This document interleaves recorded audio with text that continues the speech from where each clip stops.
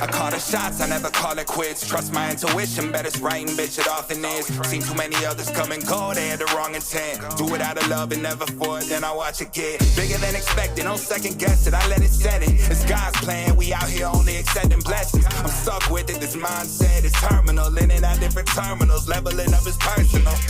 And I already made it, y'all can miss me. It's hard to believe I made something from nothing. No hindsight discussions, I've been writing, I love it. Welcome to the 3 Gig Sports Podcast, where we are never wrong, just sometimes misinformed.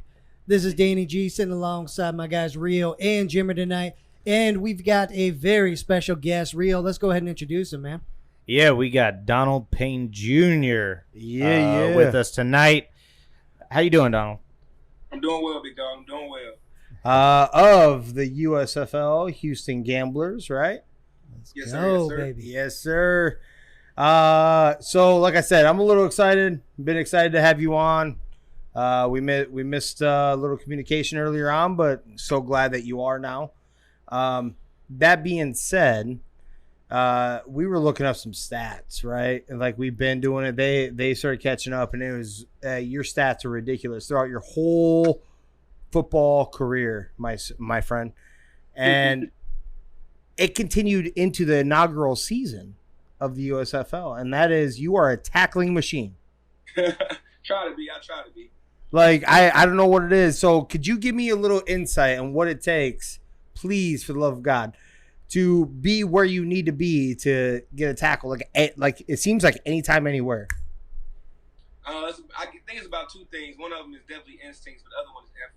Like, you put both of those things together, and then, I mean, you might find one of me out there. Like, instincts and effort, it's two things. And I think what I found out when I got to the NFL and the USFL is not only instincts and effort, but knowing where the play is going. Like, you put those three things together, you got somebody know where the play is going, they have instincts, and they fly around to the ball.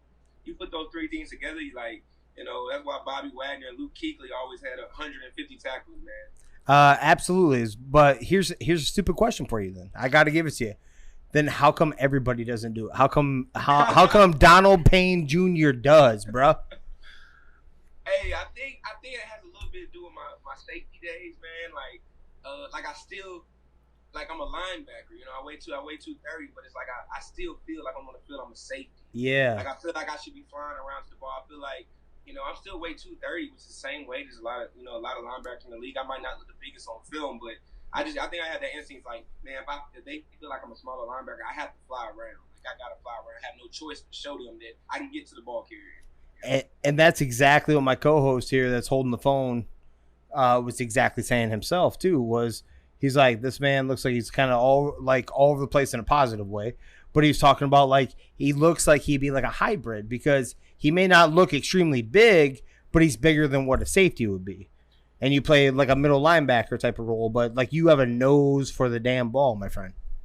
Yes, sir. I mean, like I said, I've been trying to staple that into it, my whole entire career. And getting back to the USFL, like, I just wanted to be able to come to USFL and show the NFL, like, hey, look, the games I got to start for the Jags from, got to start in the NFL games, being mic'd up and stuff, like, that wasn't a fluke. Like, I can do that on every level. So, I was just trying to show them that again. Hey, real quick, I don't want you to go too deep into the Jags because we're gonna go there because I read into this shit and like I told you, I did some research. All right. So what my point is, we will definitely be touching on that, and we'll be touching why, for whatever damn reason, you're not on an NFL roster at this current moment, which may know or up to this moment that we don't know, but. Yeah, we'll kind of kick this off. Let's head back into going into college. What kind of offers were you looking back going into college? I believe Stetson it was, correct? Yeah. What were you looking at, and then why ultimately did you go to Stetson? I had a couple HBCUs on the line, like North Carolina A&T that was up and coming, like D1 AA's. I had a D2 is in shorter. Of course, the Army and Navy, of course, came to the school, but I said I didn't want to take that route. I'm sorry about my Army and Navy guys. I wasn't about that way. That's a whole nother level of commitment. That's a different type of commitment beyond just football, right? I just was like, man, I know it's free school. I know it's that. I'm like, Army and Navy games always look lit. They always look fun, but I was like, man, I'm not your Army guy. I'm sorry about that. I'm sorry about that USA, but but no, I just I got a lot. I went to a small 1A private school here in Atlanta, Georgia, and we went to the state championship game, ended up losing. But during that time, I would never rank on my coaching staff in high school, but they were great coaches, great men of God, great coaches, great everything. But it was like you can be a great coach, but sometimes that recruiting factor is like you're a great coach, but are you a great person to recruit your kids to? Yes. You know, like get your kids out there, because we had so many great athletes on that team. Mind you, state championship game, you should think everybody should be going D1. Yeah.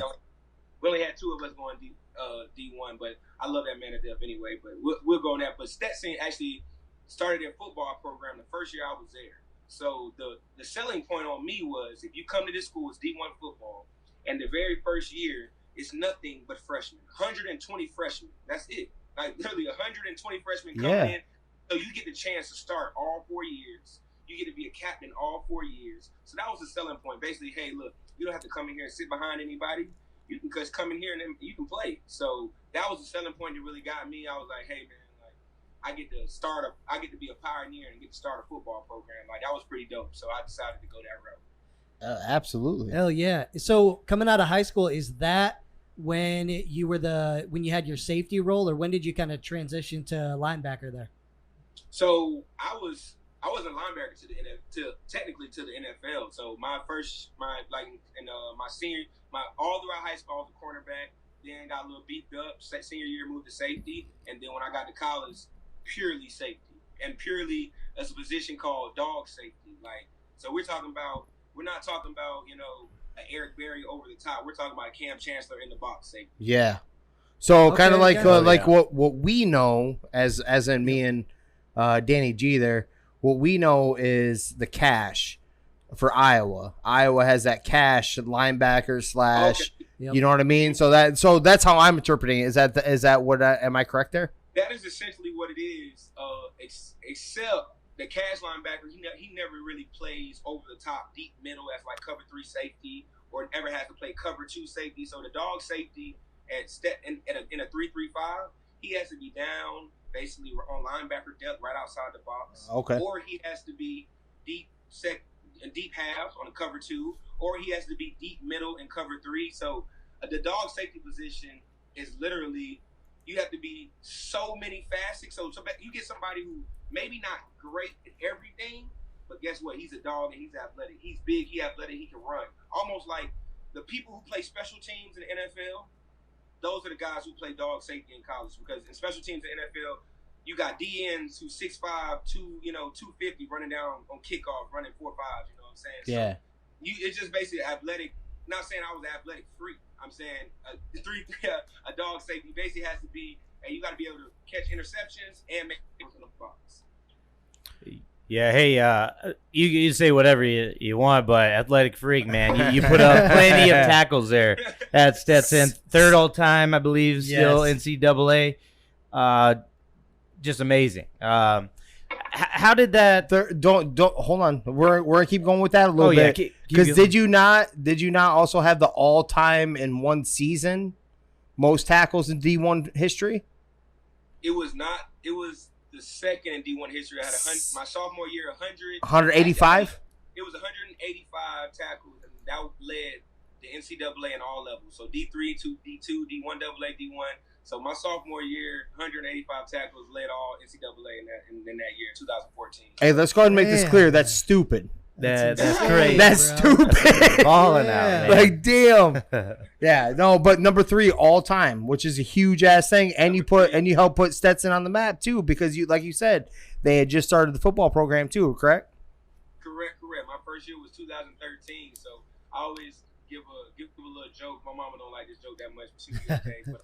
But like I said, you bring in 120 freshmen into a college, 120 football freshmen into a college. So there's no upperclassmen. There's nobody to tell you, hey, don't do this, don't do that. You get 120 guys who coming from home going to college, and at this time, Blue Mountain State is like the biggest show out. So like, yeah, I remember that. That first year we didn't play any football games. It was just practice Monday through Thursday, have a scrimmage on Saturday. practice Monday through Thursday, scrimmage on Saturday. We did it. We made it seem like a football season, but everybody was red shirted, so we basically were all out there just running around hitting each other in practice every day. Then on Saturday, we just have a scrimmage with fans. Did that for a whole year straight. So you can just imagine when you were the first year you in college, or 120 freshman football players running around a new campus. Like, you can just imagine the BS some of us got into. Oh yeah, I definitely believe that. So your second, that was your first year. You said your second year, you go out and you ball out. How did the team do overall, as well? Can you touch on that? So we are 120 freshmen still who've never played a college football in a football game. So that first year we go out, which was 2013, that was my red shirt freshman year. You can just imagine the competitive difference between us and everybody else.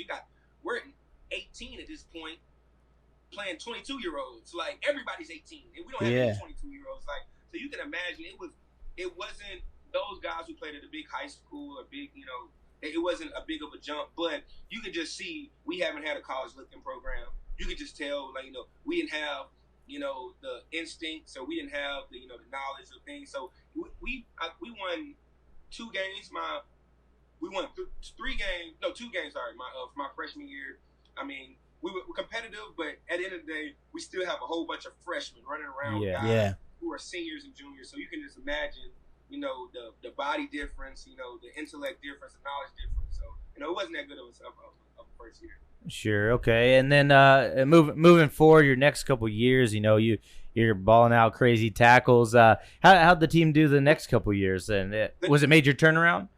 Definitely turnaround. My second year, I think we went 6-5. So we were a lot better because at the same time, our recruiting thing was hey, you can start all 4 years. Like, I had options to go to another D1AA school, but because everybody always asks me, hey, why didn't you transfer? Like, why didn't you go to a bigger school? Like, we know you could have, but that recruiting point came to a lot of other kids just like at Stetson, just like me. So they recruited guys like that. So we had a lot of guys that maybe should have been at bigger D1AA schools or like D1A as preferred walk-ons. So we still had a lot of great athletes on the field. We just knowledgeably and not having anybody to lead us, because we're technically the leaders and we're the same age as everybody else. We have the same years as everybody else. So we still were able to win some games. Like I said, we went 6-5, which isn't, we got to win the season. So.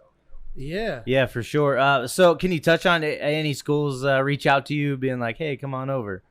Oh, shoot.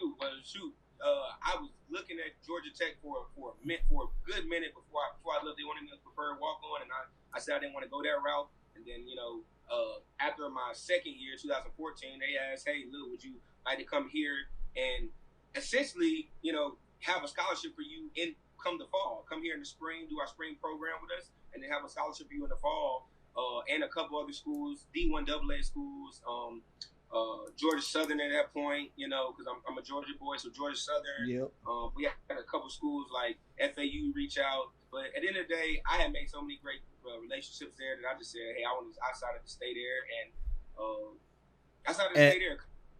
Sometimes you don't want to be the big fish in the small pond. But at the end of the day, like I said, I made so many great friends. I was having so much fun playing there. And it was a position that I loved that I said, hey, man, like, I can stick it out. So that's exactly what I was going to say right there. Like, I understand trying to go to a bigger university and do your thing. I get that. But you were the lead dog here, like, every single season. So I get why you would want to. So we obviously beat up on you being a tackling machine. Let's not shortchange you. And what I'm getting by that is that my man here had 14 sacks, also in his Stetson career. He had 9 interceptions, 7 forced fumbles, and 8 fumble recoveries on top of that. So it wasn't like it's just because like you're on the field. Like you come up with whatever you want. Like he's on the field all the time. He gets a million tackles. I don't know what the scenario was necessarily, but no, you actually did literally everything. Is my point. Yeah, like I said, that dog safety position puts you in so many different spots. It like Mike Mentor, he was a safety for the Carolina Panthers for a minute. He actually is a head coach at Campbell University, so we played them every year. I love playing them because he would talk so much mess during the week, and he's a head coach. But he's Mike. I knew of Mike Minter because I'm a Falcons fan. He played for the Carolina Panthers. I knew Mike Minter for a minute, so when I seen him coaching for them, when I played against him, he literally came up to me. He was like, "Look, we tried to put you in situations you're not comfortable with. Everybody sees me in the box all the time. So guess what? We're gonna make it where you gotta guard a slot receiver. We gotta make it where you gotta be over the top playing safety. So, but that was my forte. I trained as a DB. I didn't train as a linebacker. I didn't train in the box. I trained in the linebacker as a safety every day in practice. Yeah. So that was truly my forte. So I mean, I'm back playing safety, and then sometimes I got to get in the box. Like I said, I was able to do jack of all trades in my school at Stetson. So it kind of was a blessing for me. Like I said, I wanted to stay there and get to show all my attributes. Absolutely, and to me, it didn't hinder anything. You went on to the NFL. You went. You had a few stints here and there, whether it was like a training camp or I should just say like camp invites and stuff like that. But you did catch on with the Jaguars, and then what I'm reading here is that you had 30 games with them. Your breakout season for them was 2019. Now I read up on this a little bit, right? So I'm going to go across your stats here because I'm a stats guy, right? I'm a nerd like that. And you had 59 tackles in 2019 with them, 34 solo, a sack, and a pass defense. But what does not go on here when you're just looking up general stats is that I do believe that you were part of them winning, like what? Definitely one, if not two of their last few games there, too, once you finally started – once you got like, hey, Donald, here you go. Yeah, once you got the opportunity. Once you got the opportunity there. Correct. So my question to you, and then we asked off the air before we got on the phone with you, was what the hell are the other NFL teams doing right now? Like two of us are Viking fans, one's a Cowboy fan. I want you on my team, my friend. I do. I don't care if it's a backup role because at the end of the day, I know like this dude's gonna come in and do his work. So, can you talk a little bit about your NFL stint there you had, and maybe even the relationships you built over that time? Yeah, no doubt. Like, so I came undrafted to Baltimore. I actually thought I was going to get drafted. I actually had a draft party in my basement at my house and not getting drafted, but ended up going to Baltimore, undrafted free agent. Had a great preseason there with Baltimore my very first year in 2017. Coach Harbaugh, great guy. He still texts me to this day. Does he? Yeah, that's awesome. One time a year, say, hey, look, I see you on a team. Good luck this season. Like he like great guy. He looks so I don't mean to like interrupt what you're saying, but he looks like one hell of a real dude, right? Like what you see is what you get, and it's not like photoshopped or anything like that to like try to appease the public and all that shit. Is that I like you just said, like how he is in the interviews, I see him in the meetings just like that. I've literally actually walked into one of their meeting rooms before. He was saying he would be the same exact way. He told me my rookie year, he was like, hey, Donald, you balling out on defense, but hey, look, we're going to make this team. It's going to be special teams. I hope you know that. Like, I'm not shooting cover at all. It's special teams. You know that. And I said, yes, sir. Thank you. But good job on defense, though. Great. Like, he's that type of guy. Like, and I respect him to it. So, basically with Baltimore, after my preseason stint with them, I kind of said all the time when people ask, Baltimore said, after the last preseason game, hey, we're going to sign you to our practice squad. And I'm like, okay, I'm an undrafted free agent. Practice squad is cool. Like, sure. But then they said, I come in to sign my practice squad contract, come in to sign it. He said, hey, we got good news for you. We got good and bad news for you. The bad news is you're not going to be a Baltimore Raven. So I'm like, damn, they don't even want me for practice squad anymore. Ow. The good news is because we can't sign you to practice squad because the Jacksonville Jaguars picked you up off waivers. Okay. I'm like, hey, all right, cool. Like, I'm cool with that. Like, so I get to be signed to the 53? Yeah, all right, cool. And so my first year in Jacksonville was literally one of the best years of my life. We went to the AFC Championship game, played again, was about to beat Tom Brady. And hold on. I'll say it to you guys got fucked. Yeah. Like, I'm allowed to swear. I'm going to do that because I'm that guy. But I'm going to be real. I was watching that game. We were watching that game. I'm telling you right now, I was like, that should have been the Jaguars, baby. Hey, I'm telling you, man, it was unfortunate, man. But I had So that was when I knew my special teams. Like, they called me the special teams ace. Like, I was top 3 in the league in special team tackles. I had 16 special teams tackles during the regular season, and then I had. So you beat me to it. Yeah. Okay. Yeah. Because it's all right. It's all right. I'll let you do it, baby. I'm just being I've been doing this research. So yes, go ahead. No, I want you to go ahead and do it. Yes. Yeah, but yeah. So I top 3 in the league in special teams tackles, and that was my thing. I knew I didn't know even people cared that much. Like, when you look on the outside end, from like just playing Madden or just from being a regular fan, of course you know the stars, you know the guys. Yeah. But then I didn't realize that people take special teams to a whole different level, because the backup players in the league, the backups, are the special team stars. Like, yeah. Especially the people who have played special teams, and it's not a joke there. So no, I knew when, man, oh my God, I can't believe it. The Patriots star Slater. Oh yeah, Matthew Slater. I knew after that game, he came up to me. Literally, we lost the AFC Championship game. I got tears coming around my face because I'm thinking we're going to Super Bowl because we're winning by 10 at halftime against the Patriots. Right. Like, I know we have, and if you look it up, that defense with my 2017 year with Calais Campbell, Yannick Ngakoue, Jalen Ramsey, Oh, yeah. Miles Jack, Paul Muncy. Yeah. Defense, it was called Saxonville that year. Yes, it was. And we literally, if you do the stats, I was the best defense in the NFL since the 1984-85 Bears, whichever one number it was. Yeah. Like, when you do the stats, our defense was that good, was that raw. And I got to be a part of it. I only got to play 4 or 5 defensive snaps my rookie year, but I got to be a part of it. I got to be in the locker room right there. I got to go to the playoffs. I got to make playoff tackles. I got a couple tackles in the AFC Championship game. Like, it was such a blessing. It was such a big thing, man. So that's when I realized, hey, special teams is if I got to stick there, shoot, I'll stick there. Like, I'm cool with it. So I got to be a part of that great defense. I got to be a part of so many great players in that year. Like, we all still talk about that 2017 season because technically it was the Jags' best year ever. Yeah. Yeah. Yes. It was the best year ever, and we still didn't make the Super Bowl. Yeah, but the shit almost happened. It should have happened, right? It should have happened for sure. That being said, before I go any more with that, can you touch on a couple things for me and just hit on them? And that is, could you tell us a little bit something about like Jalen Ramsey that the general public may not know about? That what I mean is, he may rub some people the wrong way. Just how he talks. Everybody right? sees they see the banter, or whatever, the talk, right? Yeah, out front, and then how he got himself out of Jacksonville and all that. Could you give us a little bit of something else? Can you do that for me?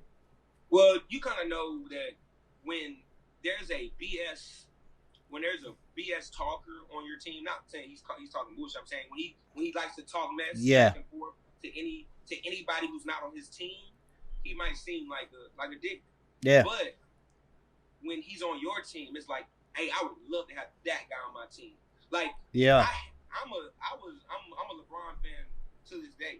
But guess what? When we were playing the Warriors, I hated Draymond Green. I still hate him just because of Draymond. We're like, just being Draymond. I'm not a Warriors fan, so I'm like, I hate Draymond Green. But if Draymond Green was playing for the Lakers or Cavs, I would probably love him. You know what I'm saying? So that's the same exact way I feel how Jalen has been portrayed. Like, he's a great team. You ain't never heard nobody say, "Hey, well, Jalen's not a great team." Like, not only is he talks mess, but hey, look, he's a horrible teammate too. Nobody's ever said that about Jalen because he's not a guy like that. Literally, me and Jalen cut the mess back and forth all the time. Like, I told him, he's not gonna remember this anyway. But when I was in college, it was springtime or whatever, and I posted they posted something about the best safety in college football, and Jalen Ramsey posted and said he's the best one. I said, well, I go to a small school, but I'm really better than you. I can do everything better than you. And then 3 years later, we become teammates, and we joking about it. He was like, yeah, bro, I used to talk that back then. But he's definitely one of those guys, like, if he's not on your team, you would dislike him. But if he's a part of your squad, you're like, man, I love that dude. Okay. He's definitely one of those things. Like, I would say Draymond Green is. I got you. No, I actually, we get that 1,000%. Like, I'm not a Draymond guy. I'm a huge LeBron guy. You know that these guys know for a fact, I should say. Yeah. And so I get that comparison right there. Absolutely. What'd you take away from that locker room that rookie year So we're talking about Saxonville. We're talking about your first season in the league, right? What did you gain from that experience in Jacksonville? I mean, it was even more surreal because last year Jacksonville won 4 games.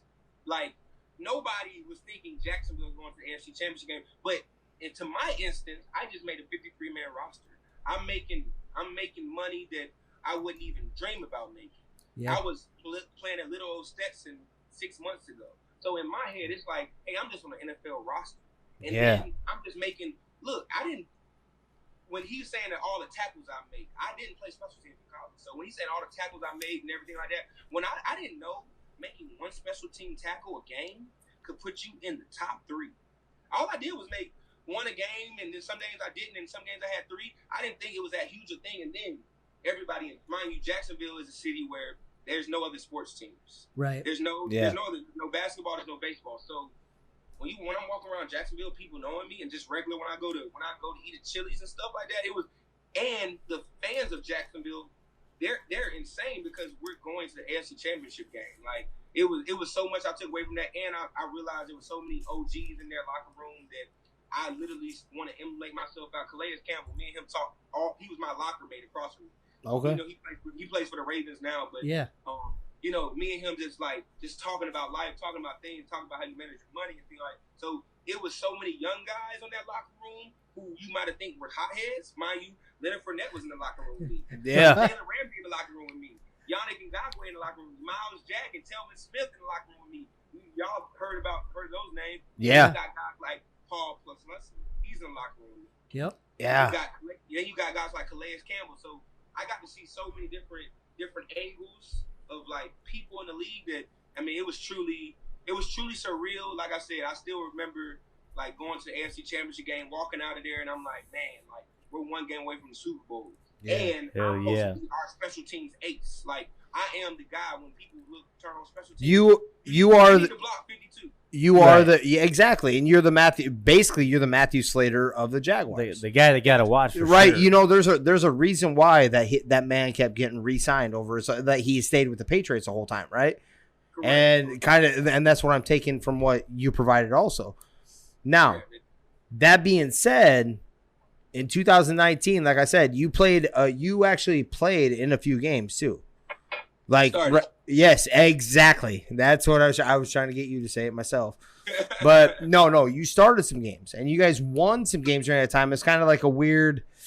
It's kind of Jaguars. Like I'm not trying to take a dig at them or anything, but it's almost like they seem like they're always rebuilding. Like they don't want to pay somebody or something goes on. Maybe it's not the right call, right? Right. I feel like some guys they let go, or sometimes they bring in that they probably shouldn't have. And in your case, obviously, that is not the case. Fuck, we think you definitely should have been, or you retained immediately. You know, right? So, like I don't know, I don't understand how you didn't come. And maybe you can shed some light on this for us, please. I don't know how you didn't come back the following year with the Jaguars when in 9 games. Like I said, I think I kind of touched on that. 59 tackles, 34 solo. You had a sack. You had a pass defense. And you guys won I know you won 2 of the games that you started. Yeah, correct. We won. Is that okay? So and then you were mic'd on one of those too. So I listened to some. How was that? How did that go about? And how that was probably pretty fun. Yeah, I mean, my first couple starts. So when I first got signed by Jacksonville in 2019, so I didn't play all the games there. I was just special teams ace again. Got a fumble recoveries, couple tackles, special teams, and then Miles Jack ended up getting hurt. And at this point, we have no more linebackers left other than play than me, who knows the defense like that. Other than the stud, Donald Payne. I got you. Yeah. So they were like, hey, Donald, you're going to be starting. I said, starting NFL, start NFL game? Like, it's crazy. So I said, hey, look, all my friends were like, bro, you're starting? I said, bro, I'm the starting linebacker. I'm the dude who has the green dot. The green dot is the mic in your helmet where you give the calls. So every practice, I'm telling Calais Campbell, dude who makes $40 million with who makes $15 million with dude, I'm getting minimum. It is what it is. It is what it is. But at the end of the day, you were still their boss. Yeah, I'm the quarterback. I'm telling you what to do, but I'm type thing. So it was definitely a surreal feeling. Like my first game went out there was against Tampa Bay Buccaneers. Go out there against Jameis Winston. I think I had 13 tackles. I had a sack on Jameis, and Damn. I'm a super vocal like guy on the I want to say vocal animated guy on the field. Like everybody knows that. Like it doesn't matter who I'm going against. Like who's Ryan Jensen, the center for the Tampa Bay Buccaneers. Oh my God! If I could get a hold of him, I would choke his. So I don't know if y'all knew who Ryan Jensen. yes, we know. We've heard. Yeah. Heard plenty about that guy. Everyone's heard about it. He gets underneath motherfucker skins, right? Oh my God! And that's the thing about it. That's my first game starting ever in the NFL, and I gotta go.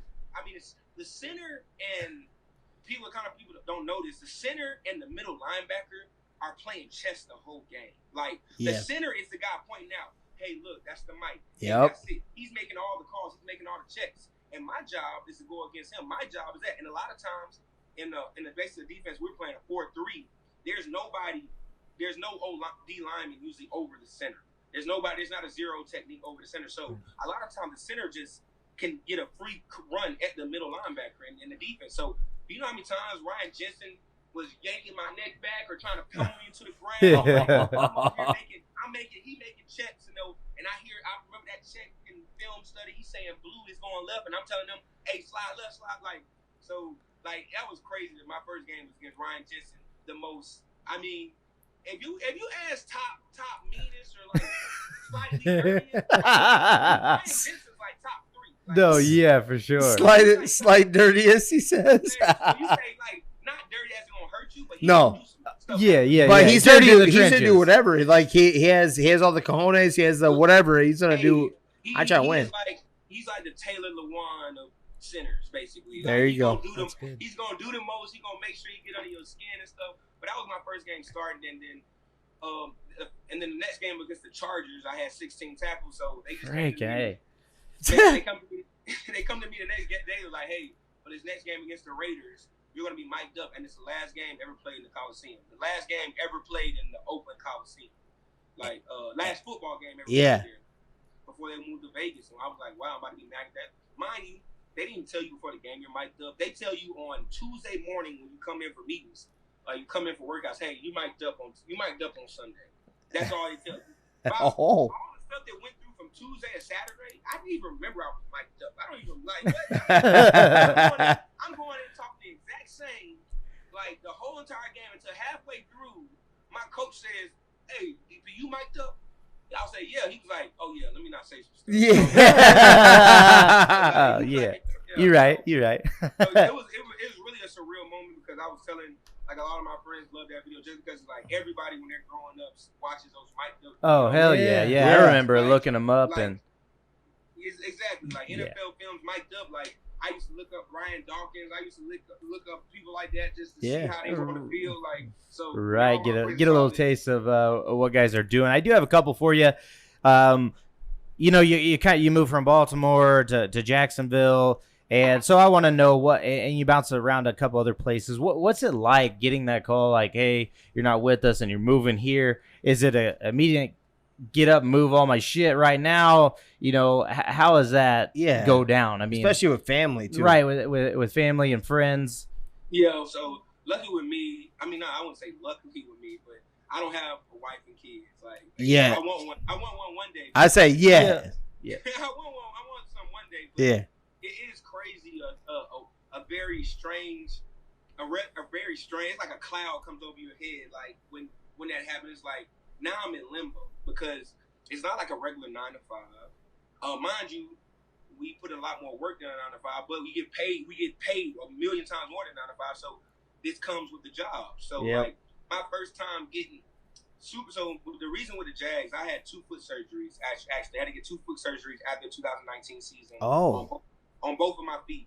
It might not be in like an article or something like, but all the teams know I actually had an extra bone in both of my feet that I didn't know about. Oh, okay. So after the 2019 season, when I was working out with the Jags in February, like before OTAs and stuff, I felt a little pain in my feet. Went to the doctor. They basically said, you got an extra bone that we need to remove, and each foot takes about 3 months to heal. after they removed it. So, and can't do both at the same time. Oh shit. So you can't walk around with 2 foot Right. braces on and everything. So I had to do one. After I got that one and got healed up enough, I had to do the other. So that was the reason the Jazz didn't technically bring me back. Okay. They knew I had to have surgery at the end of the season. I knew the last game of the season. There had to have been a reason. That's what I was getting at. There had to have been a reason. You don't produce that. I'm like, what the fuck, man? So after the last game of the season, I had told them, they already knew, the whole coaching staff knew. I mean, everybody knew that I needed surgery in the season. Mind you, it didn't stop me from playing. It wasn't big enough news because I had to get shot up for the games. I had to get shot up for the last 2 games. Mind you, I was still fine. They had to shoot me up. I was fine, but I had to go in and get surgery at the end of the season, and they all knew it. But I as you can see, I'm perfectly fine.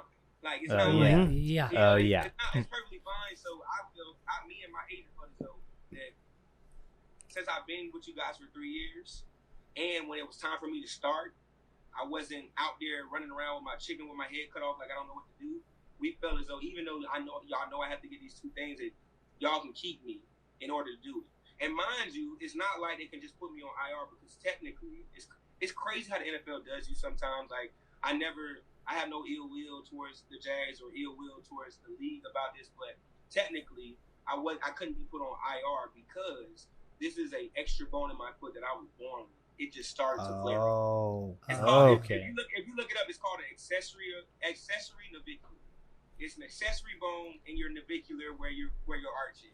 Well, it started acting up on both feet. I say you already know. Like I said, I did a bunch of research on you, so I will be looking that up too. So that's gonna eat up some time. That's crazy. So I don't get to put on IR. They don't get to throw me on IR because they can literally say, "We did not do this to you." Right.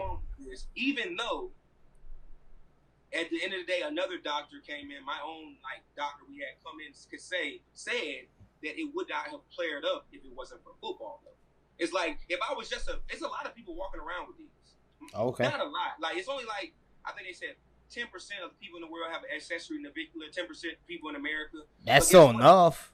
That's still enough, but have 10% of them people been playing professional football. Yeah, right? Yeah, definitely. Yeah. Definitely not. Yeah. Okay. Yeah. Exactly. So we already have. I ain't gonna even go more about it because me and the NFL have stipulation about that. About do I get I got 4 years of cruise, so I get my pension, I get all my things, I got my 4 years. But we're talking about, it's called not workers' comp, it's called it's basically like retirement thing. If you have anything that might hinder you, if you have multiple surgeries. So me and the NFL are in litigation right now about, hey, look, y'all need to pay me for that. Yeah, we got you. We yeah. got you.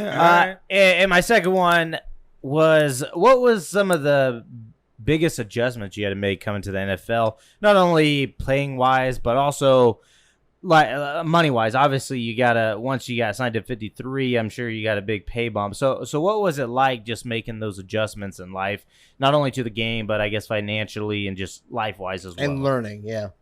Yeah. So you might not know this either. The Pioneer Football League is where Stetson, the conference we're in. Yep. They're D1. Hey, doing D1 AA, but they're the only conference that does not give out athletic scholarships to football players. Oh. So I was not on scholarship at Stetson. I was not on scholarship. Okay, So we didn't know that. When you asked, hey, why did I want them to leave? There was $30,000 a year to reason to leave. Right, yeah. To go to school here. So it was not only stipulation. The Pioneer Football League is the only D1 AA conference that does not give out athletic scholarship football. So schools like San Diego, Drake, Marist, Campbell, all those schools. Well, Campbell is in a different conference now, so they got scholarships. But we did not get athletic scholarships. So I'm on academic scholarship, and then the rest I'm paying out of pocket. So my first game check pays off my student loans. First one. I didn't buy no car. It was my first 2 game checks because I knew I owed that much. My first 2 game checks. I didn't pay for no car. I didn't pay for my mama's house. I didn't do everything else, but we went to LSU or Auburn. I literally just told Sally Mae, here you go. Here's all your money. Don't hit me up. Right. Quick question. Obviously, I'm not asking how much, but so you get paid like the Sunday of the games or after the games? No, you get paid every Friday. So every Friday. And trust me, when I know it came out that Deshaun Watson was crazy about money. Like the first time his check hit, Bro, when that Friday after my first game, bro, I stayed. It hits to like 2 a.m. on a Friday night, like on a Friday night going into Saturday. Saturday we don't have much to do. I'm literally up at Friday at like 1 o'clock playing video games because guess what? I just want to see it hit their account. Oh hell yeah, man! Oh, bro. What are you playing? I'm an Apex guy. I'm not gonna lie. Oh, okay. Okay, Yeah, okay. I know Apex Yeah, for sure. I'm not a Super Duty guy. I'm an Apex. I'm probably gonna play Apex when we done with this. Hell yeah. Okay, all right. No, that's big time. That being said, you. So I don't know which way I want to go with this. And what I'm getting at is my man Danny G over here told me that here recently, we'll fast forward, then we'll rewind. That's what I do. So he also told me that there might be something where you may be working out with the Falcons, or is that not correct? No, it's a possibility. It was a little article that came out. Yeah. But yeah, it's a possibility. We got a couple other not workouts lined up, but workouts potentials, and we're trying to see which the route to go. So in 2021, I had a workout for San Fran. Yeah. And I got signed to San Fran last year. Played for San Fran for only one preseason game. Played 6 snaps, got 2 tackles. I mean, like I said, that's what I do. That is what you do, my friend. Get out there and ball. And end of the day, Donald the tackling machine Payne. That's what it is, baby. And I made a special teams tackle, but when I got signed to them with San Fran in 2021, so literally last football season, it wasn't the right situation for me because they had 2 linebackers they had under contract, and they got back healthy the week I got there. So they played me, and then it was almost like a last man in, first man out mentality. You know, Okay. It's like you're the last person we signed, so and both of your 2 positions come back. They thought it was gonna be hurt longer, concussion, and they had something about their knees. So long story short, like I thought I was gonna be there. I had a great workout for San Fran. Coaches loved me. Coaches liked me. Coach Shanahan was cool and everything. Like told me straight up, you can ball, you can play. So this last, I guess, say year and a half, it's been kind of weird for me because I'm okay with people keeping it real with me. Yeah. Like I know some Same people here. sugar coated and stuff like that. Yep. If I can't play anymore, let me know I can't play. But when I had a stint in Washington for half the season on practice squad in Washington. Right after that, I get signed by Miami. This is the COVID season, 2020 season. So signed in Miami. Only stuck there for 2 weeks because all happened the first week I'm there. The second week I'm there, all the O linemen get COVID. Now I need to be gone because they need to bring in a whole bunch of O linemen. I have a workout for Pittsburgh. 2 weeks later, as soon as I get there, I don't even get to work out for them because they had a COVID situation as well. So they fly me up there. I'm sitting in the hotel. So during COVID, like 2020, COVID was crazy. Yeah. Like for having a workout, they fly you in your workouts on Tuesday usually. They fly you in on Thursday. Every day you have to wake up in the morning at 8 a.m. and go get COVID tested and stay in your hotel room the rest of the day. Damn. So I did that Thursday, Friday, Saturday, Sunday, Monday, then Tuesday. I'm in a hotel for 6 days in the middle of Pittsburgh. Holy shit. No car, no nothing. All I can do is wake up, walk to the facility, get COVID tested, and come back. Damn. I did that for 6 days straight, come back to the facility and said, on the Sunday game, they had a couple people get COVID and 2 people get hurt. Donald, I know we had you in the hotel. We wanted to sign you very bad, but we can't do it. We got to fly you back. Damn. And guess what? And now it's only 2 weeks left in the season. People not even bringing people in 2 weeks left in the season. So my 2020 was that crazy. And then 2021, I got signed with San Fran. We wanted to go that route because they really liked me. The other two linebackers came back healthy. And so I was in a situation where I'm like, man, I couldn't get a situation where I can just stick. I was a Jaguars for 3 years straight, so I don't know what this journeyman story is like. I haven't been used to it. I haven't known it. And every GM that I leave says, hey, Donald, you can ball. Hey, Donald, you can play. Yeah. You're going to get another shot in this league. Just be prepared. Just be ready for it. And every workout I have had with a team, I say this every time. Every workout I've had with a team, I've been signed. San Fran signed. Miami signed. Washington signed. I mean, of course, with the Jags, I didn't have to have the workout for them. So, what does a workout consist of? What did they run you through? Is it basically a combine drill, or what is that? Yeah, I mean combine drills, but no 40, no shuttle drill, anything like that. It's essentially just running through drills that a linebacker would do. So I'm Okay. flipping my hips, catching the ball, Okay. or I'm shuffling back and forth as a linebacker would, and then breaking downhill, or Yep. I'm flipping my hips backwards, getting to my cover 2 drop, and catch the ball. So Okay. mean, a workout is, but the workout is essentially like they want to see if you're in shape and see if you can move. See Yeah. if your hips are fluid and see your legs. You're Yeah. not going to there benching 225. Okay. You're not the weight room literally. I tell people all the time, all my youngsters who I was in the USFL with, because that when you have a workout, they want to see if you're in shape and can you move. Hey, look, we can lift the weights later. Like, can you? Because you're not going in the weight room when you do a workout for a team. You're literally showing them, hey, can he move? Is he stiff? Can he catch the ball? Yeah. You know, that's what they're showing. So I tell all my youngsters, like, you can be as swole as you want. Like, mind you, if you're an O-lineman, be strong, because they're gonna check if you're strong. But if you're a DB, they give zero how much you can 225 there. Right. Yeah. They want to know what can you tackle someone to catch a ball, Yeah. or if you can catch a ball yourself, find the ball and retrieve. Yeah, the interesting thing about that article is it sounds like you've got some other options out there, but with Atlanta, their 2 studs are gone now, right? So that's Correct. 3. Deion's still there. I think Deion's still there right at this moment. But it seems like he might not be right. Yeah. So that's 300 tackles between those 2 that they need to find somebody for. Which Donald could get in one Exactly. season. So That's what I'm saying. We need to get our boy over there, man. Donald could get 200 right now. yeah. But Plus, but that's yeah, your territory, right? Atlanta, that's your stomping grounds, right? I live what and 25 minutes from the stadium. Hey, let's go. Let's make it happen. Hey, if you're not pulling for Atlanta, I'm gonna tell you right now, you look really damn good in Viking purple. Hey. I'm telling you right now.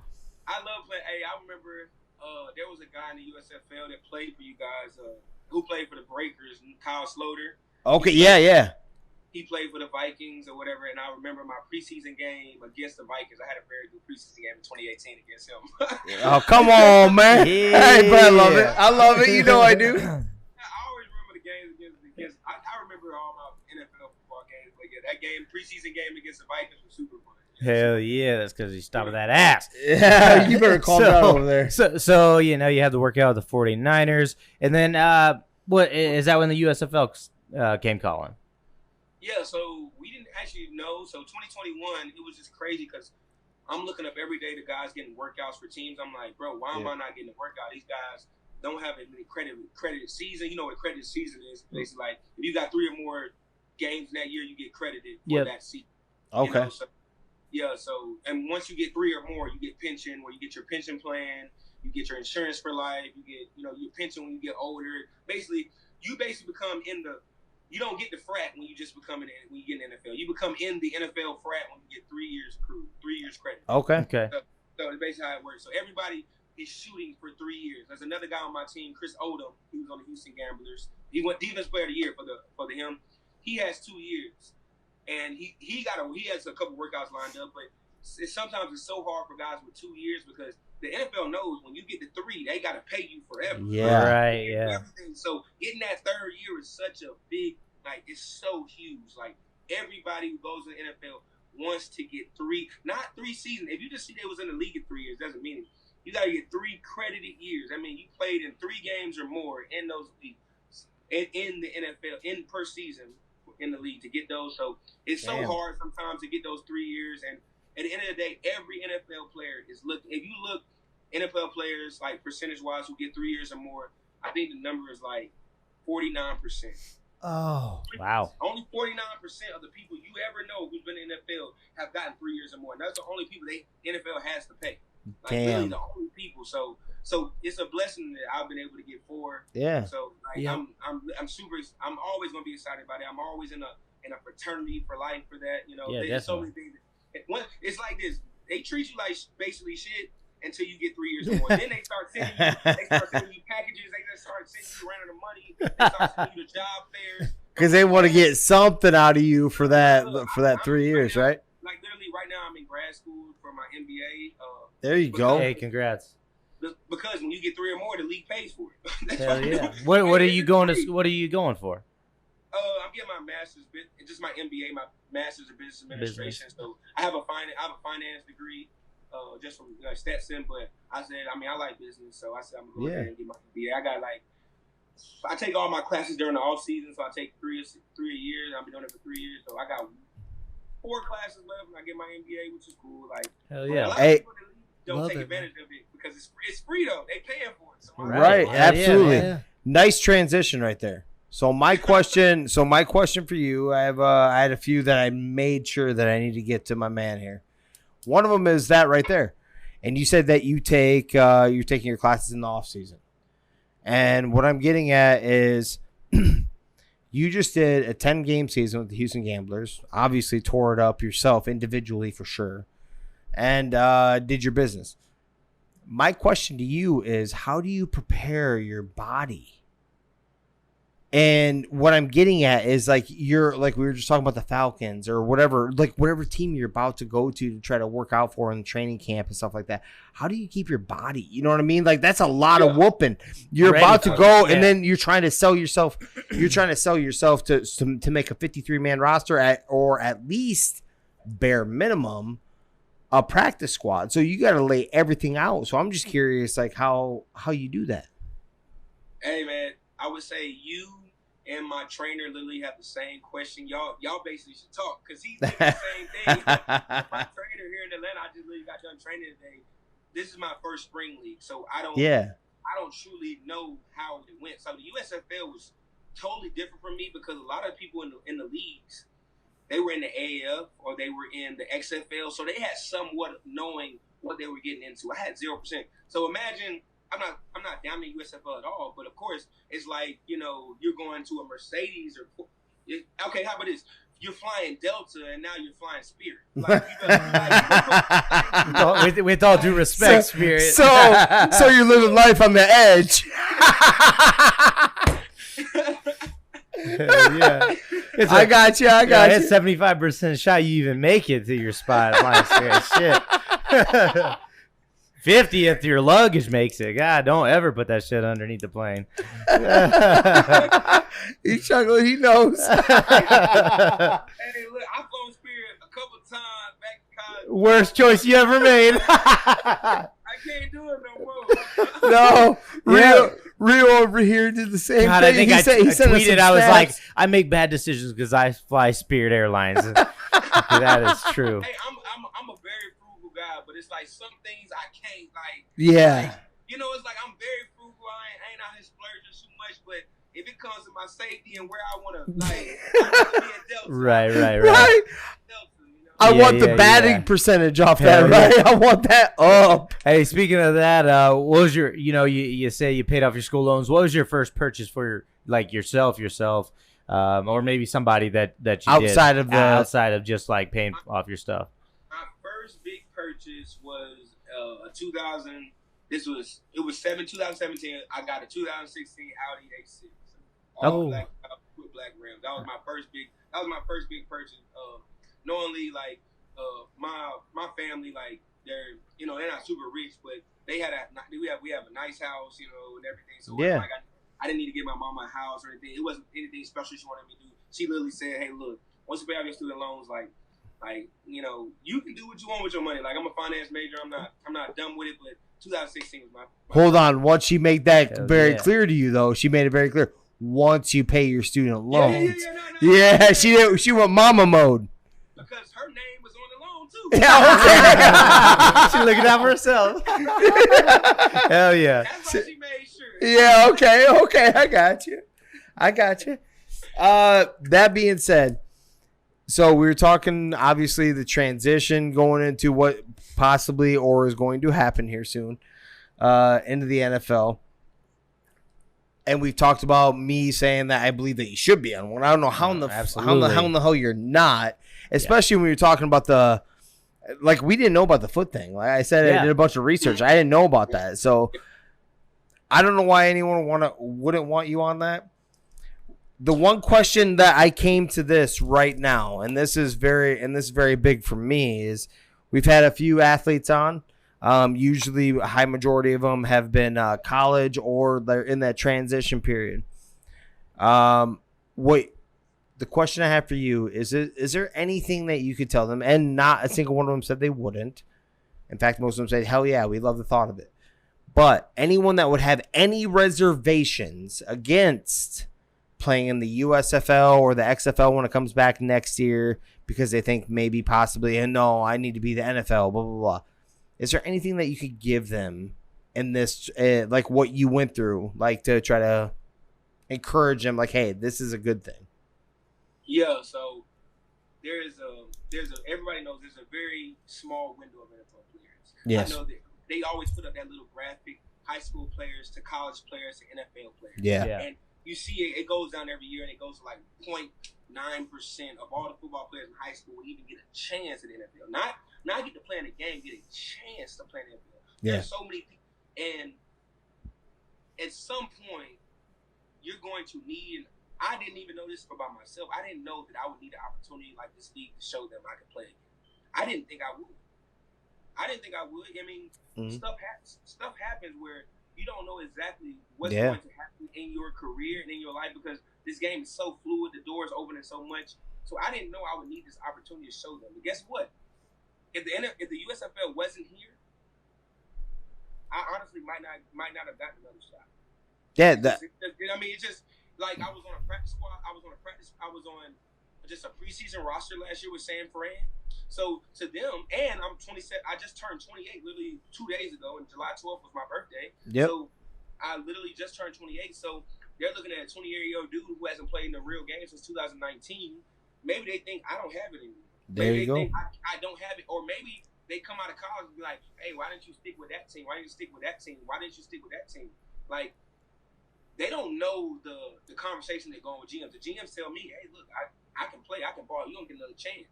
They're not calling other GMs for me. They're just saying I'm gonna get another chance. Yeah. But if it wasn't for the USFL, I don't think I would have gotten a true opportunity to show folks I can play again. True game tape and the challenge and the like dudes that were in the NFL too. So it shows that you can step up to that level. Like maybe like you even brought up Kyle Sloter too. I watched him play. I watched him play in preseason games. The dude is a decent quarterback. He really is. I watched him play, and he barely missed the team because they had Kirk Cousins. You know, Kirk Cousins doesn't miss games, and all you need is a backup. So now you don't need a third string. So, but doesn't mean Kyle Sloter can't sling the rock. There were several guys in this league. There were so many people walking around the league was like when we was because we were all in the same hotel in Birmingham, literally. So the people we was knocking heads with on Sunday or Monday morning at breakfast, I'm looking at them in the face. Like we see each other every day walking through the halls. Like it's so weird. Like it's so weird. But it was like when I first got it, it was like, man, DP, like why are you here? Like why are you in this situation? Like not why I'm in this situation, but we didn't know you decided to come here. We didn't know you decided to do that. And me and my agent basically just sat down. I was like, hey, look, I don't want to come in for a workout anymore, and people think, who is this guy? Is he the same guy? I needed a chance to show them I am that guy. Like, yeah. So, like, I tell all the guys coming in, or even if they don't get an opportunity, because I had a couple people tell me, literally, because there were old heads back in the day that didn't have that AAF or XFL or USFL, and they were saying, you go to any other league, you're never coming back. You're never coming back. Like, that's no opportunity. Now, and I was trying to tell, and guess what? It disheartened me a little bit because they kind of like my OGs. They were kind of like my old heads, like, and they saying this to me, like I'm their little bro, and they saying that to me. Yeah. So, but I can tell them right now that if you truly need an opportunity to show what you can do, mind you, I'm gonna let you know right now, you can't go in because I'm gonna tell you what the NFL team think. You can't go in that league and be mediocre though. Right. To make it back, I'm gonna just be perfectly honest. You can't be mediocre. No. You need to be top tier. You know, you ain't gotta make that all USFL team, but you need to be somebody when they turn on the film. It's like, all right, every time you're on the field, you make a play. It's like it's no if, and, or buts. But it truly gives you an opportunity to show what you can do without. It gives you an opportunity to show what you can do if you're not getting a true opportunity in the NFL. Right. If you haven't been given a true opportunity, so the last couple of years I haven't been given a true opportunity. Right. So guess what? I had to take a different route. I tell the same young guys who coming out saying, maybe I don't want to go that route, maybe I don't want to do that. Hey, sometimes you need to put some more stuff on film just to show them that. Absolutely. I need to show them I was healthy. There's other guys in the league that haven't even played in an NFL game that are going to get opportunity. There are dudes, Cavante Turpin, who was the MVP of the league of the USFL, literally has never played in an NFL game, and he's my age. And guess what? If it wasn't for this league, he might not gotten another shot. Right. So I know everybody wants to be in the NFL, of course. Yep. I mean, it's the top tier of anything. Everybody wants to do that. But guess what? In the USFL, it gives you opportunity. If you want to get to that point, you might need that opportunity. You might need that opportunity and take advantage of it, because I can look at it. I can look in the mirror right now and say, hey, look. When I wanted to go to USFL, I felt a little down by myself. I was like, I'm Donald motherfucking Payne, and I'm having to go to the USFL, and I've got 4 credited seasons. I led the league in tackles when I was starting. Yeah. Top 3 in special teams. I said all that stuff in the mirror. I'm like, why do I gotta go try? Why I gotta go try? And I said, look, at the end of the day, if I truly feel like who I am is I'm that. If I truly feel like I'm that guy, I'm going to go here and be the best linebacker in this league. You're damn straight. I will show the teams, even if they want to bring me for a workout and not get signed. You mean you are the best running linebacker in that league? Yeah, definitely. Yeah. You definitely showed it, man. Yeah. But I was. It's just really, if any guy wants to talk to me about it, it's perfectly fine. But like I said, y'all can just literally tell them anytime y'all have a guy on, like, look, if you truly want to make the best of your playing days, and you truly want to show teams that. And this league is giving you an opportunity. Mind you, it's not the NFL, but they're giving you an opportunity to showcase your skills. Yeah. So if you want to work out all year and wait for that workout, go ahead. If you want to, show them what you can do right now, go ahead, go to the league. So, just by what you said there, it seemed pretty genuine to me. If we run into a single one, I'm literally going to send him to Donald Payne on Twitter. All right? I'm going to be like, hey, hit up our guy. He has the answer for that. I have a couple quick hitters for you, and then before we hit quick hitters, we actually do this little segment here, which we love for you to take part. Hold on. No. I have a couple, and then I will. Yeah, the two are. Now you just threw me off. Oh, who's the best NBA player of all time? I just want to hear you say it out loud. I wanted to hear you say that out loud. That's all. I just want to hear it loud and clear. All right. Hey, go ahead. They might not like it because I'm only 28. They're going to say I'm a young buck. Maybe, No. Hey, look. I seen one of them play, and I ain't seen nothing better. That's all I got to say. That's all I got to say. Go ahead, Yeah. Danny. That's good. I love MJ. Yeah, that's a good one for sure. Turn to him. No, I got it. No, I'm good, man. That's what I was going to ask. You were asking LeBron one? Ask LeBron. All right. So we do a segment here, and it's called Rio's Randoms. And what it is three random questions, kind of like a would you rather, lighthearted, no big deal like that. But and we all answer. You down for that? Yes, sir. Let's do it. Boom. All right. Tonight on Rio's Randoms, brought to you by Bose Power Washing out of Belmont, Iowa. Make sure you hit them up for all your cleaning, power washing, snow removal, and mowing needs. Hit them up at 641-903-1720. Tonight on Rio's Randoms, first up, if you had to give up one food forever, which would it be, steak or pasta? Oh, I knew this one would be a hard one. damn. Steak. Yeah, okay. Yeah, steak. Steak. Okay, all right. Yeah, you got a steak. I mean, pasta, you can do so much. You got shrimp in there. You got chicken in there. You got, you can put anything in pasta. But steak, I ain't gonna lie, I can let it go. Where are you going, Danny G? I know you like some steak, so Yeah, that's why I'm asking you. It's tough. I like what you said, though. You could put any kind of meat in the pasta, so I'm probably going to go steak, too. Get rid of steak, yeah. Yeah, gosh, you made a good point there that you can do a lot of things with So pasta there. it's steak. It's not beef. Yeah. Okay. Yeah. Yeah. Then actually, hold on. This is a hell of a lot easier than I thought. Then. So yeah, that's clear cut because I can still roll some hamburger, bro. So yeah, all right. pasta. So we're dropping that. I'm dropping dropping steak. steaks. Yeah. No beer and steak night during the summertime. You mean that is tough. hold on? Isn't it blowjobs and steak? Yeah, night? Isn't that what it's Tuesdays. called? Those are Tuesdays. Oh, okay.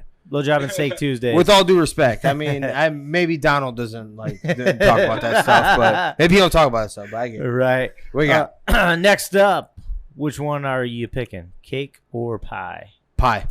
I'm answering that right out of the gate because I'm not a cake guy. Okay. I'm gonna go pie as well. Got to. Mm-hmm. No, I pie crust is disgusting, so I'm going cake. What? Yeah, I don't like pie crust. Not at all. Just in general, or are you talking about like also like graham what cracker the hell? crust is fine. Pie That, crust okay, is okay, that's what I was getting at. Yeah. Like Okay. you're just talking about regular pie crust. Yeah. Okay. I got you. All right. I'm going with pie as well, man. My mom makes all homemade pies for like Thanksgiving and Christmas. It's amazing. Cherry pie is my favorite. Yeah. Definitely going with pie. Yeah, it's like this fat kid right over here. Like I'm not like they make songs about that, right? They're like, oh, fat kid on cake. No. Put a fat kid on pie, and we'll have a discussion. The only cake I eat is Publix cake. I ain't gonna lie. The only cake I eat is Publix cake. Man. Okay. Okay, all right. I mean, I'm down here in the South. You know, Publix is like Chick-fil-A down here. You know, everybody. Yep. Got you. And who are you starting your NFL franchise with? Wide receivers, DeAndre Hopkins, Devontae Adams, Tyreek Hill, Justin Jefferson, Jamar Chase. Who are you starting your NFL You franchise? already know this answer. Actually, I'm taking Justin Jefferson out because y'all are Vikings fans. And So they're prime, right? And they both yeah, all of them in their primes. And obviously, you can pick Justin Jefferson if you want, but these Vikings fans can't. Man, that's so crazy because it's crazy because Jamar and Justin only got so many years. Yeah. I don't know. They could fall off, but hey, look. You gotta take what they've done right now. I know They're balling out. Hey, I didn't even like this dude. I thought I might go with Devontae Adams. I'm going with Devontae. Okay. Devontae, yeah. Okay. He's had Aaron Rodgers his whole career, so who knows what's happening now? Right. Yeah. True that. Right. What he's done with the back. Hey, look, I gotta go with Devontae. Okay. All right. What you got, Jimmer? I don't get JJ. No, you don't get Then JJ. Jamar Chase. Both of y'all don't I'm get going JJ. with Jamar Chase because Jamar Chase evidently couldn't catch a football in that had like the white stripe around it during training camp, and then all of a sudden this motherfucker just became an all pro. So I'm going Jamar Chase, baby. Okay. All right. What you got? I'm going with DeAndre Hopkins because you could fucking start me out quarterback under center, and he would catch the shit I would throw. So gotta go DeAndre, right?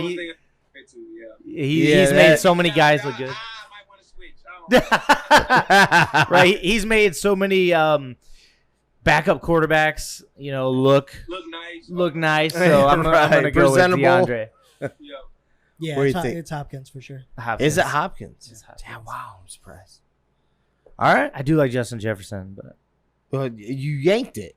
I know. Like it well, was, that, was for a, you. that was that was a slam dunk, baby. And folks, that is what I have tonight for Rio's Randoms. Make sure to hit up our guy Kevin Beauchart for all your cleaning and power washing needs. So a couple here. Number one, we chatted with what was that cat's name from Anthony Turner. Anthony Turner.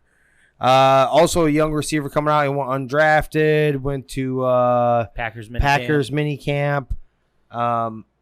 Dude has game tape. Dude looks like a baller. We're truly hoping for nothing but the success for him. But that being said, he's also from down in your neck of the woods. And so my question to you is he dropped a couple names here for like I don't know what kind of music you listen to.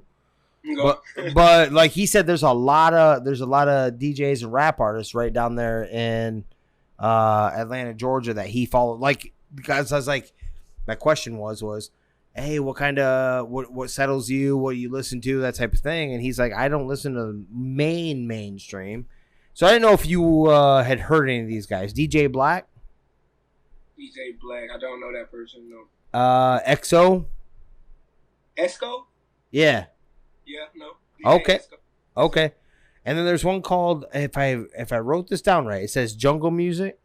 I don't know if that's a song or if that was the. You and me in the same boat. I don't know. Okay, that one I didn't know for sure. But so you have heard of the XO one though? Yeah. Hey, EXO go. Hey, he do his thing. So it's good shit then. So I need to look that up. Yeah. DJ, wait, ESCO. I don't know how he did it. He just said it. He just said it just like this conversation. So I just wrote.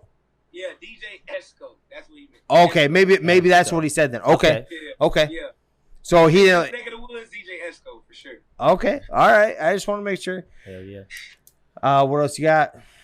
So what I want to know is your time in the league here in the NFL. Who's been the hardest guy to cover, for you to cover, or maybe tackle? You can go that route. You can go that route too. Not very many when he had that many. Yeah. Let me see tackle. I mean, even practice squad players. Who's been tough for you to either bring down or even cover? Man, who made me look silly on film one time? I was so upset at myself because I didn't even know who this guy was like that. That's what pissed me off. But then I realized he was the second coming, and they love him. But when I was in Washington, like I said, I fly around to the ball. I got this good jump off the ball. I'm blitzing. I disguise it, come off the ball. I'm running full speed. Mind you, it's not tackle, so I didn't want to take him down. Anthony Gibson, the running back for the Washington Commanders now. Like, he is. Hey, look.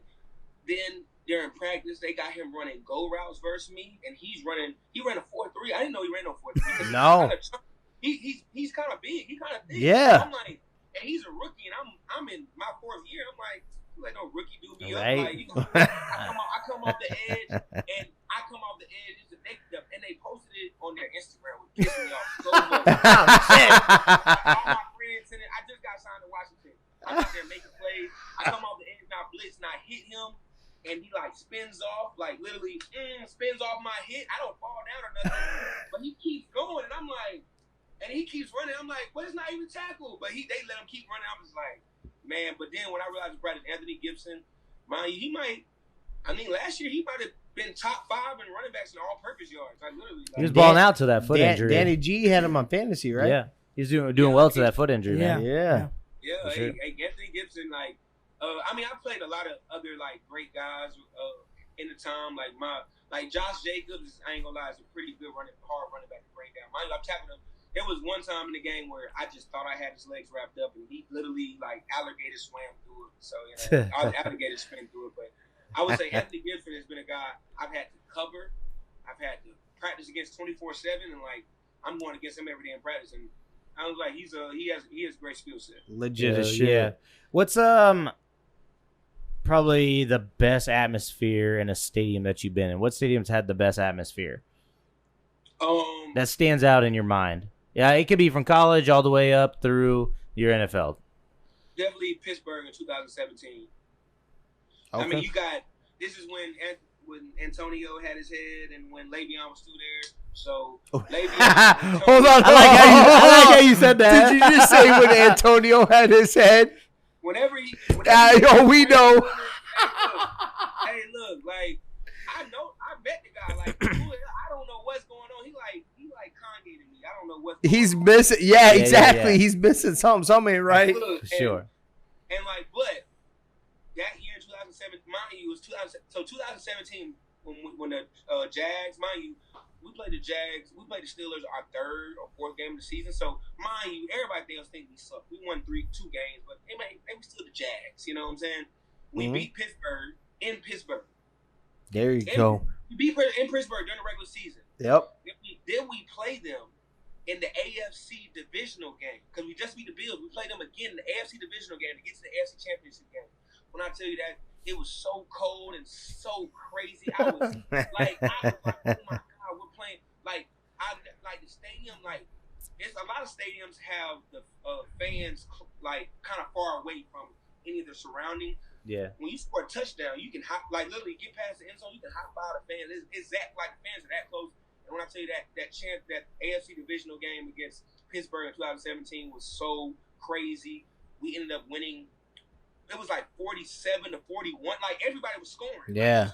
Like, everybody was scoring. I had a tackle on the kickoff against Juju Smith. Yeah. Like, really, the game wasn't like those Pittsburgh fans. Everybody knows Pittsburgh fans. They crazy. There you go. Before every kickoff, I see one of them towels. Oh my God! Like, I'm tired. Yeah. So another sweet transition there. Awesome. And that is, I know you had to have seen this, so I want to know your take real quick, or who you believe is going to go ahead and win this. Le'Veon Bell is going to take on Adrian Peterson in a exhibition boxing match. Who wins that? Yeah, who you putting money on? And why?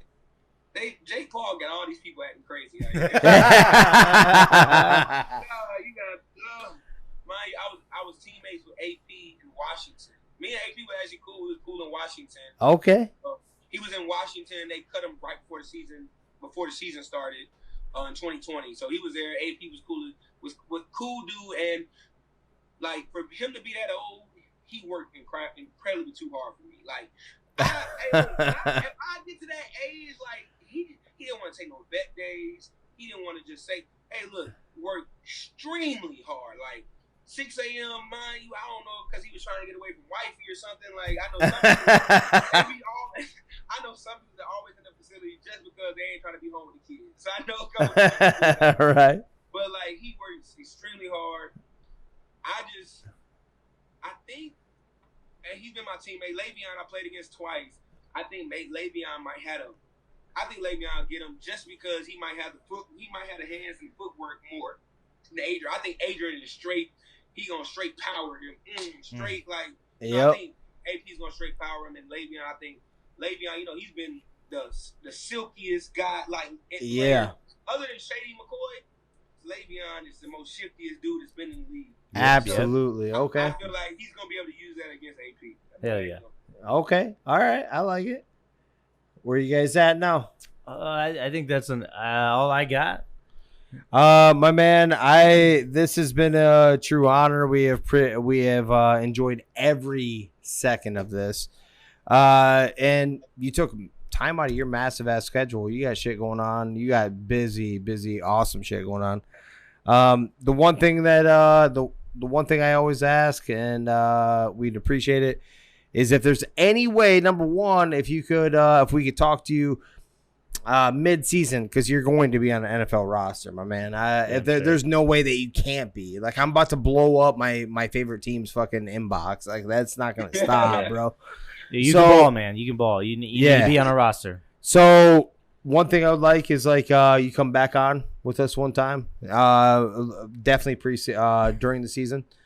But then if there's any way, if we shipped you a jersey by Donald Payne, is there any way that we get you to sign it so we can hang it up in our studio? 1,000%, big dog. I got you. 1,000%. You already know I'm a fan. I've done all the research. I think I deserve that. I'll buy the jersey. I'll buy you the return ththing, the whole thing. All you got to do is don't get carpal tunnel when you're writing it. That's all I'm asking. That's all I'm asking. I feel you. We definitely appreciate that, Donald. We appreciate your time, and we wish you nothing but success. I already know you're gonna tear it up, bro. Yeah, absolutely. One last thing before we let you go.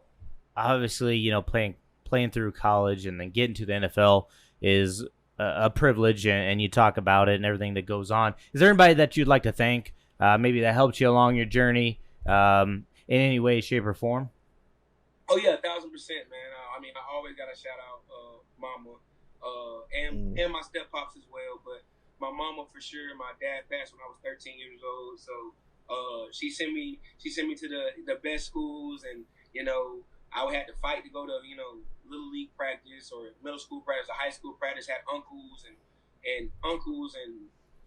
and step pops and other people who seen my father figure take me to practice, take me everywhere, and they all came to my games to have so much support. When we played, when our Jags played Atlanta, I think I might have had 120 people in the stands, Awesome. But that slogan that it takes a village to raise a child, I believe it to the fullest, because without the village the village support system I had, I wouldn't be in the situation I am. I know my mama stuck with it, as much as she could, but I had so many father figures come into my life, and they still with me to this day. Mind you, it's crazy because how some people, when you're not at the top, they kind of fall off. They kind of fall off your support system. It's like you're not at the top no more. But I can truly say, like, all those people who got me to what point I am, they just, they can't wait to see what I'm going next. And I appreciate you guys having me on anyway. Hey, that being said, you gained I'm not your father figure, but you definitely gained 3 goddamn fans right here. We will be. I will be following you for damn certain.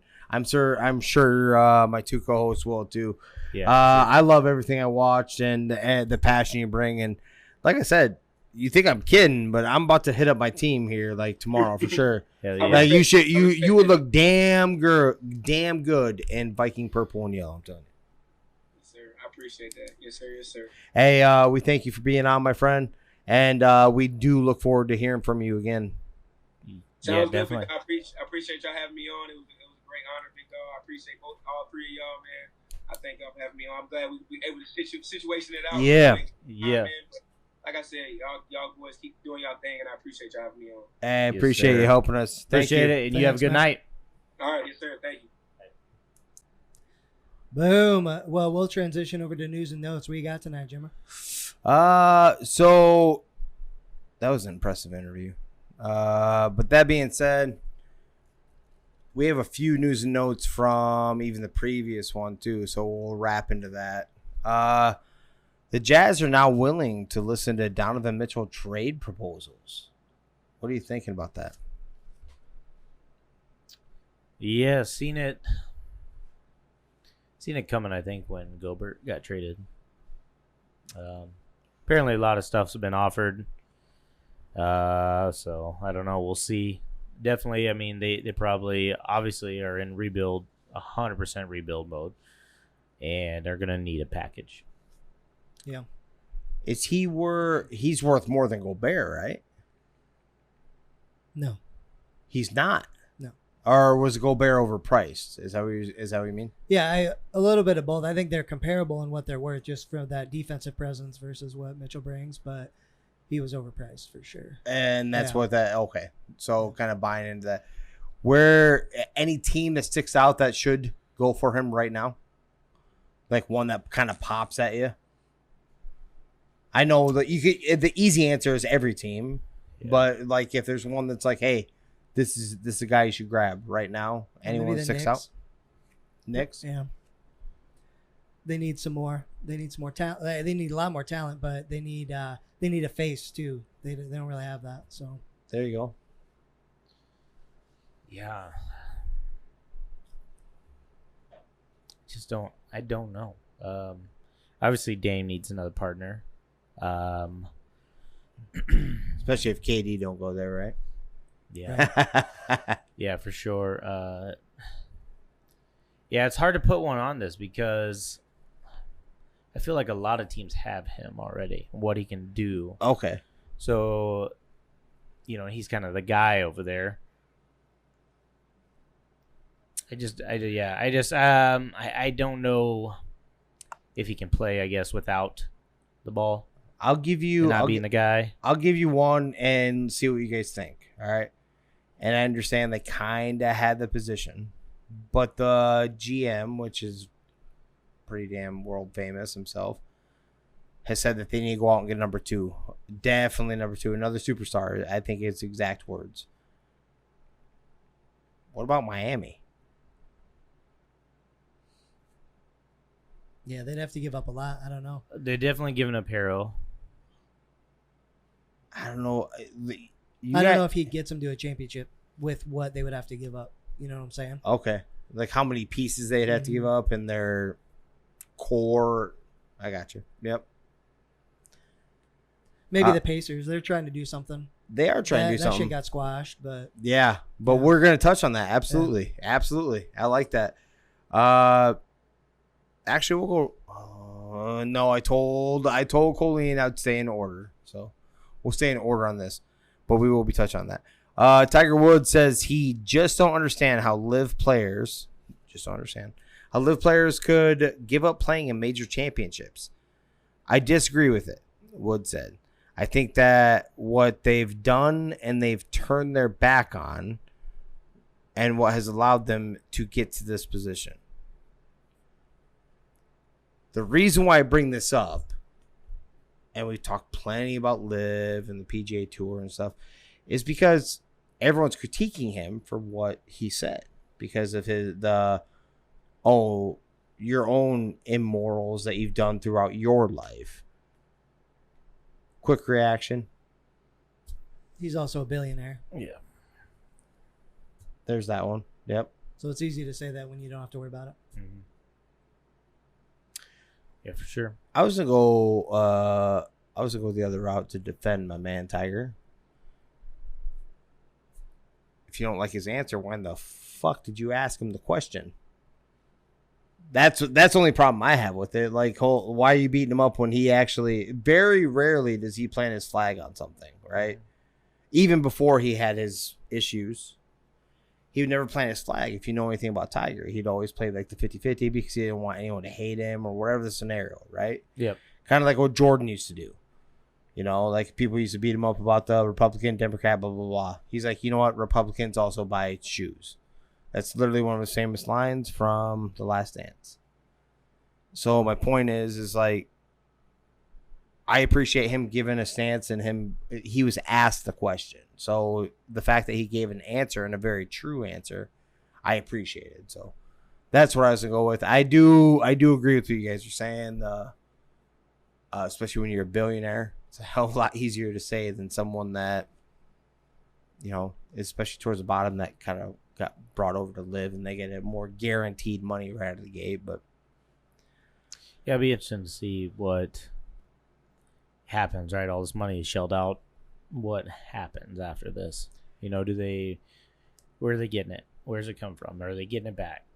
So it'll be interesting to see if it's attainable. right. Absolutely. LeBron James, critical of the U.S. on the efforts to bring Brittany Griner home from Russia. Also kind of getting beat up because how he was wording it.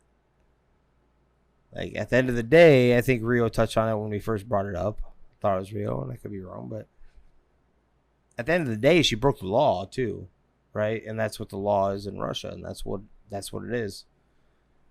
Yeah, I think it was either maybe it was Danny on this one where he said she also didn't want to be. She was also hating on the U.S. at one point too, right? Yeah, she was hating on the U.S. and all that kind of stuff, saying it was horrible to live here and whatnot. And then you go and, I mean, obviously, if you're taking something across borders and stuff, you know that it's illegal. You look into that shit, like, you know what you're doing is probably wrong. So she knows that she was doing something that she shouldn't have been. Now you got to deal with the consequences, kind of like the ball kid, right? Stealing in China. You know, had to work out what he was going to do, and he had a little jail time for it, right? Ultimately, I think they ended up he got jail time there, and then they ended up getting him back. But you're kind of at the hands of if they want to work with you or not, Right. know? So You also made the choice to go to each one of those individual countries too, right? So you need to learn their laws, and yeah, whether we believe or I believe, I've made it very clear that I don't think that whatever her small amount of hesh or heesh or whatever the hell it's called is worth as long as she has been in. That doesn't matter. That's what they do there, right? That's one thing that you guys did convince me of. It's like, that is their law. It has not changed. It was not changed before her, right? It's a big deal because of the name at the end of the day. Commish Adam Silver is in favor of lowering the NBA's age limit from 19 back to 18. He is hopeful the change will be made in upcoming CBA. yeah, he's said some say, interesting stuff these Go past ahead. few days. You know, the 18. He come out and said he wants to get away from players requesting trades after they sign contracts. You know, you shouldn't be in a position where they don't want to play where they're at, and such. The 18 thing, I'm all for. I think we're in a time that, you know, back in the day, just a handful of athletes did it and were successful and had long careers. But I think today we're seeing a lot more guys pro ready. I mean, this is across all sports, but I mean, definitely NBA. More guys are coming in pro ready and able to contribute right away. And unfortunately we do still see those guys like the Garza Iowa guy, you know, bouncing around the G League because he, you know, stud coming out of college, but can't fit in today's game right now. So I'm all for it though. Yet. But he's gonna suck. He's gonna not be on our roster. Oh, ouch. He's horrible. Good college guy. That's it. Very good college guy. Yeah. I don't know. It expands it, and you might be able to get more talent. But I don't agree. You've got that thought that kids are more pro ready now than they ever have been, and I feel like they're not. Just because they're not staying, like usually they're staying in college 1 year and then they come in, and then how many busts in the first round do we see every single year? Guys that turn into journeymen. They don't do much. Maybe they contribute a little bit here and there. I feel like they actually need more experience at that college age range. So I don't know if it's going to do good or bad for the league. I don't know if it's going to change it, but yeah, I don't know. I don't think it'll hurt, I guess, but I don't have a strong opinion. There's so few. Like, I'm not against it because, like, you're an adult. You should be able to get yours, right? That's been my basis for a few debates, right? I'm with you in the sense that I don't think this changes that much.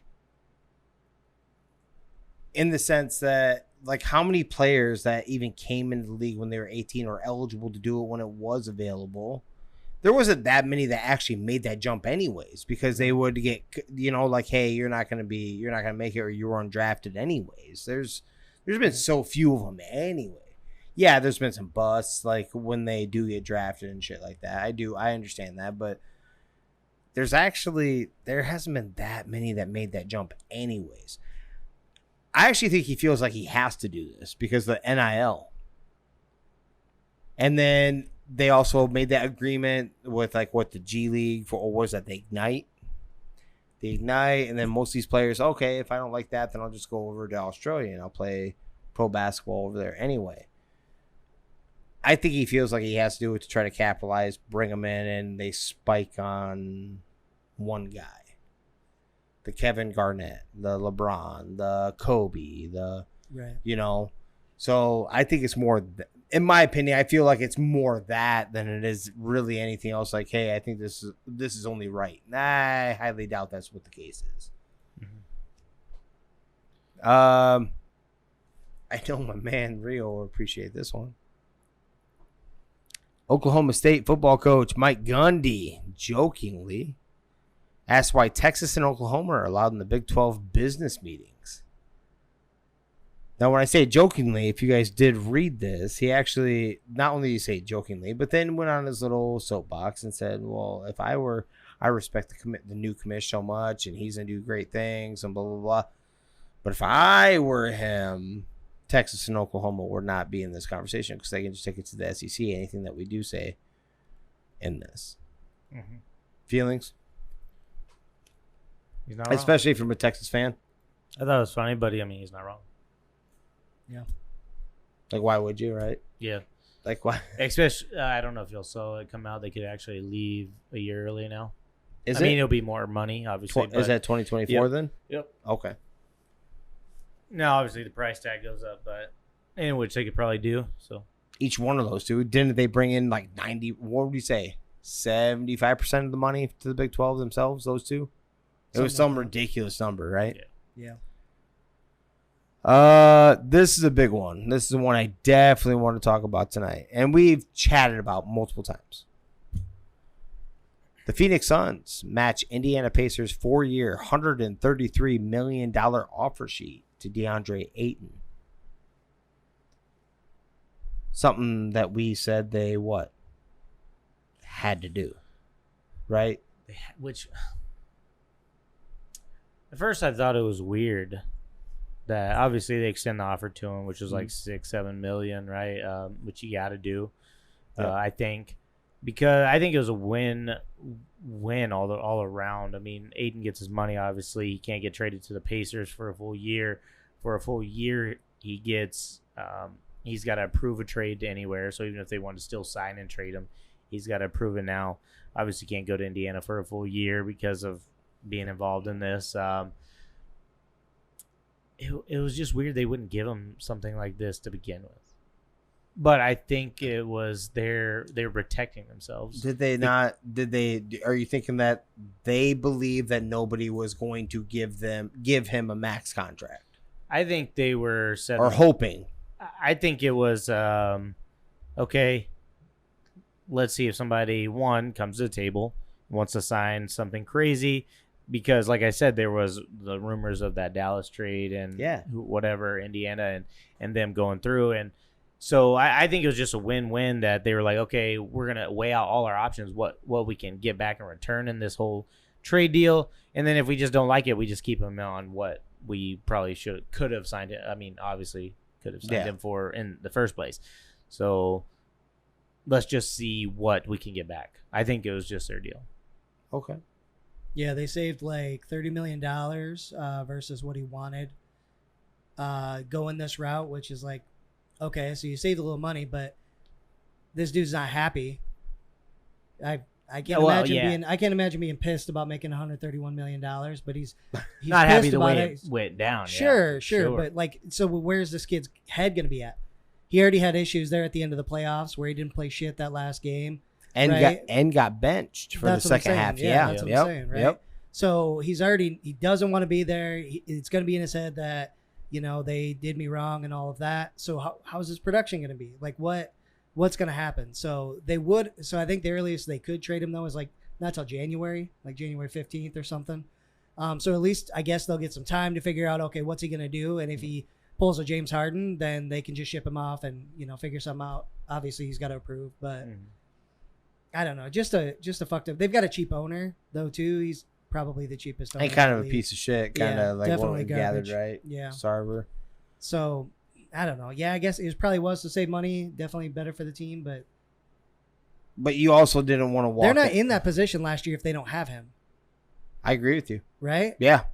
So because what was he averaging? He was averaging right around like 18 and 10. 17 and 10. Yeah, 17 like 10. Yep. Chris Paul would let him all the way there. Chris Paul. It's pretty good. What's his nickname, Rio? Point guard. They just hand out nicknames like candy these days. No. That's some bullshit. That being said, I'm with both of you. But I feel like they had to, like, because you don't want to give up someone of his that is still growing for nothing.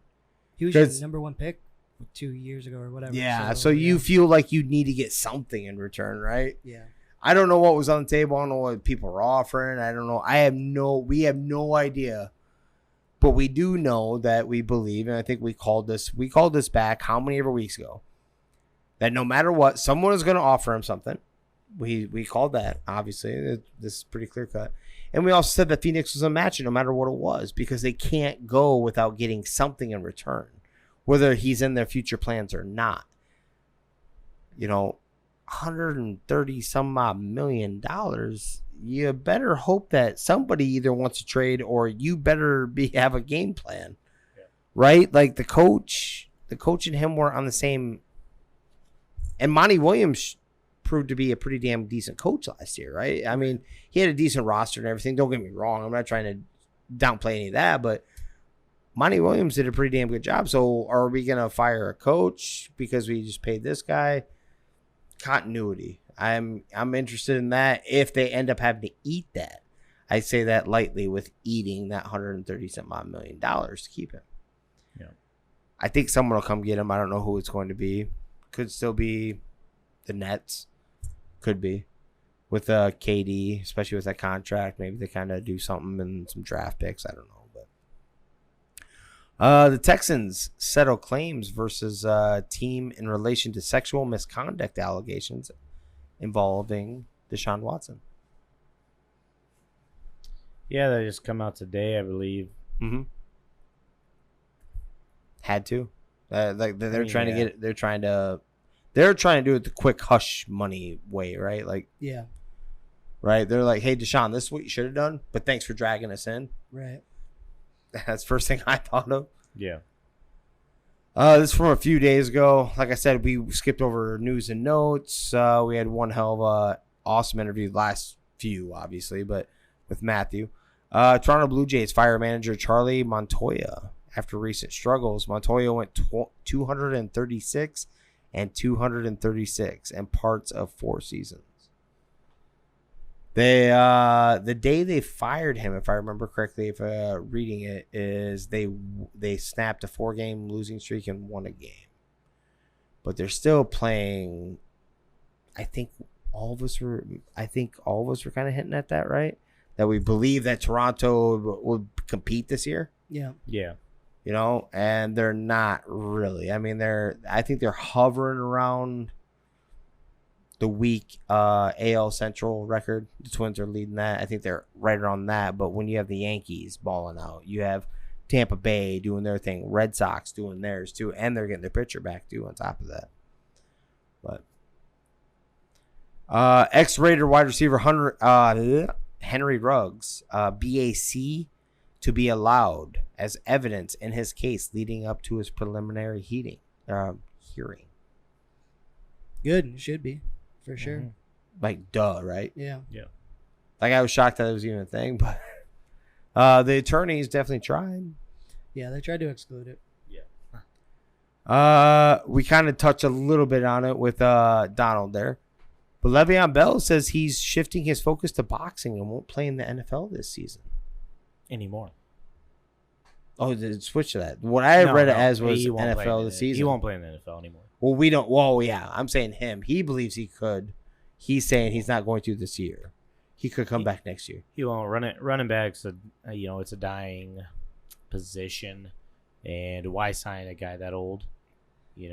That wasn't good any season after he left Pittsburgh. Yeah. So. He killed his own career, right? Mm-hmm. Yeah. He was offered a decent sized contract to actually stay with the team that made him. He should have stayed, and he would have got a good chunk of money, Mm-hmm. but he wanted more. And yeah, he killed his own career. Out of everything we talked to Donald about, the one thing I disagree with is there's no way AP loses that fight. No. None. Maybe unless he can bring a switch in the fucking arena. Right, get suspended for it, maybe. The Bears acquire. This is kind of what I want to chat it with, especially with fantasy coming up around the corner here, gentlemen. The Bears acquire Patriots wide receiver N'Keal Harry for 7th round pick. Harry was the final selection in the first round of the 2019 NFL draft. Okay, so I heard they were about to cut him. So they come in. Well, didn't want him to go through waivers, I guess, but. I guess 7th round pick. What did I see last year? Him and the Viking center had the same amount of catches. Oh, yeah. Was that 0? What I is think one? it was 1. 1? Yeah. Hold on. You started this talking about with fantasy coming up. What does that have to do with fantasy? Okay, so Anything to do with fantasy. So now Danny's Are you gonna going to shit pick on him me. up? Hold on. I was gonna ask you. Besides What I was moving- gonna ask you, does that pique any interest? Does that even elevate maybe? Fuck no. Fields The at Patriots all? had no wide receivers. If you can't break No, out not there. Patriots. I'm talking about the Bears. Right, but the Patriots had no wide receivers. If you can't catch balls there, you're not going to catch balls in. He might have been in the. So we've talked about the weirdness, right? We've talked about the weirdness of Bill Belichick. Maybe he was just in the doghouse from day one for whatever reason. That's what I'm getting at. Is like maybe this is resurrection, and because he showed the physical traits to play the position. That's the reason why he was drafted as high. I think he's like 6'4", 6'5", somewhere in that ballpark. He runs a pretty fast 40 and shit like that. I just didn't know, would that be any help to Justin Fields? I didn't mean like pick up N'Keal Harry, because they also lost Allen Robinson too. Do you think he's as good as Allen Robinson? No. So, no. Better. Better? I'm just kidding. Ouch. What I was going to go with This is has no fantasy relevance. 0. Okay. 0. Yeah. So you shut me down. We'll Okay. stop you there. Yeah. I was hoping you shut. Yeah, it's okay. Stop me there. Tell me, stop me if you heard this one before. Stop. Okay. Danny likes men. Whoa. Whoa. That only happened What? one time Hey. in the experimental college Yeah, it years. only opened one time every day the last freaking Whoa. month because his wife's been out of town. Every day. Right. Every day. Retired Buccaneers tight end Rob Gronkowski says he's done with football, reiterating his retirement. When asked what if Brady calls, he said, I would answer, obviously, the greatest quarterback of all time. ask him how he's doing. Tell him I'm doing good, but I wouldn't go back to football. No. I believe him. He's been so close these past few years. I believe him this time. Okay. I still don't know, man. It's so hard. I get where you're coming from. But they gotta go in the Hall of Fame together. Yeah. He's got to come in. He might be doing one of his because he's beat up as fuck, right? That's Yeah. just the way he's always played and stuff. But maybe he comes in like second half of the season to make a playoff push or something. But I just can't picture them going into Hall of Fame as separate. different But years. maybe so. Here's the thing. That's his thinking because usually you don't get on the first try. He probably is not a first, ballot kind of guy to go in first. Oh, so he is. Damn. This is I a don't debate. know. I don't know. No. if he went first. No. I get what you're saying, but think purely tight end. Yeah, but I'm saying so on if he's thinking like, okay, perhaps I get skipped over if I'm already out a year. Tom goes in his first year, right? So you got to have 5 years out. So maybe he misses. So I think he could still go in the same time. I mean, I get your thought process, but is there any way that you just turn this a different way, Danny? Is there any way that he doesn't make first ballot? Fucking shouldn't be. Right. That's They do weird shit. I'm not saying it couldn't happen, but he's in that weird position that I could see him missing out. And maybe that's, you talk about going in the same. Well, maybe, he gets out early. Tom retires maybe next year. The 5 years, maybe he misses out that one, and then he goes in with him the next. Gronk's gone around on some straw polls. Been like, fuck, I'm going to miss out anyway. Might as well. No, it's so weird. And so that's exactly what I was going to ask, too. How much do you think they actually think about stuff like that? I'm being serious. I don't know. I'm curious what you guys think about. Because there's rumors that Ben didn't want to go out the same time that Eli did. And that's the reason why, or it was Eli to Tom Brady when he was talking about it when he first did his first. I wonder how much it actually is thought about. That's what I don't know what you guys think. If they actually do think about that part, or whether they truly are just like whether I can play or not. When you're at that level, I bet you think about that a lot. Do you? Yeah. Okay. You would then, if you were like in that same state, like you were like basically a Hall of Famer, hasn't gotten there yet, but you want your moment to yourself, especially quarterback to quarterback. I'm not. I don't know. I can't picture being that egotistical, so I wouldn't personally. But a quarterback, that's what they are, right? They want that moment, so I could definitely see it. Yeah. Okay. Yeah, reason I think he could get pass over that first time is because he literally played with the GOAT of quarterbacks. Are you just a product of you've never showed you can play with anybody besides him? Could it hold him back? Yeah. So I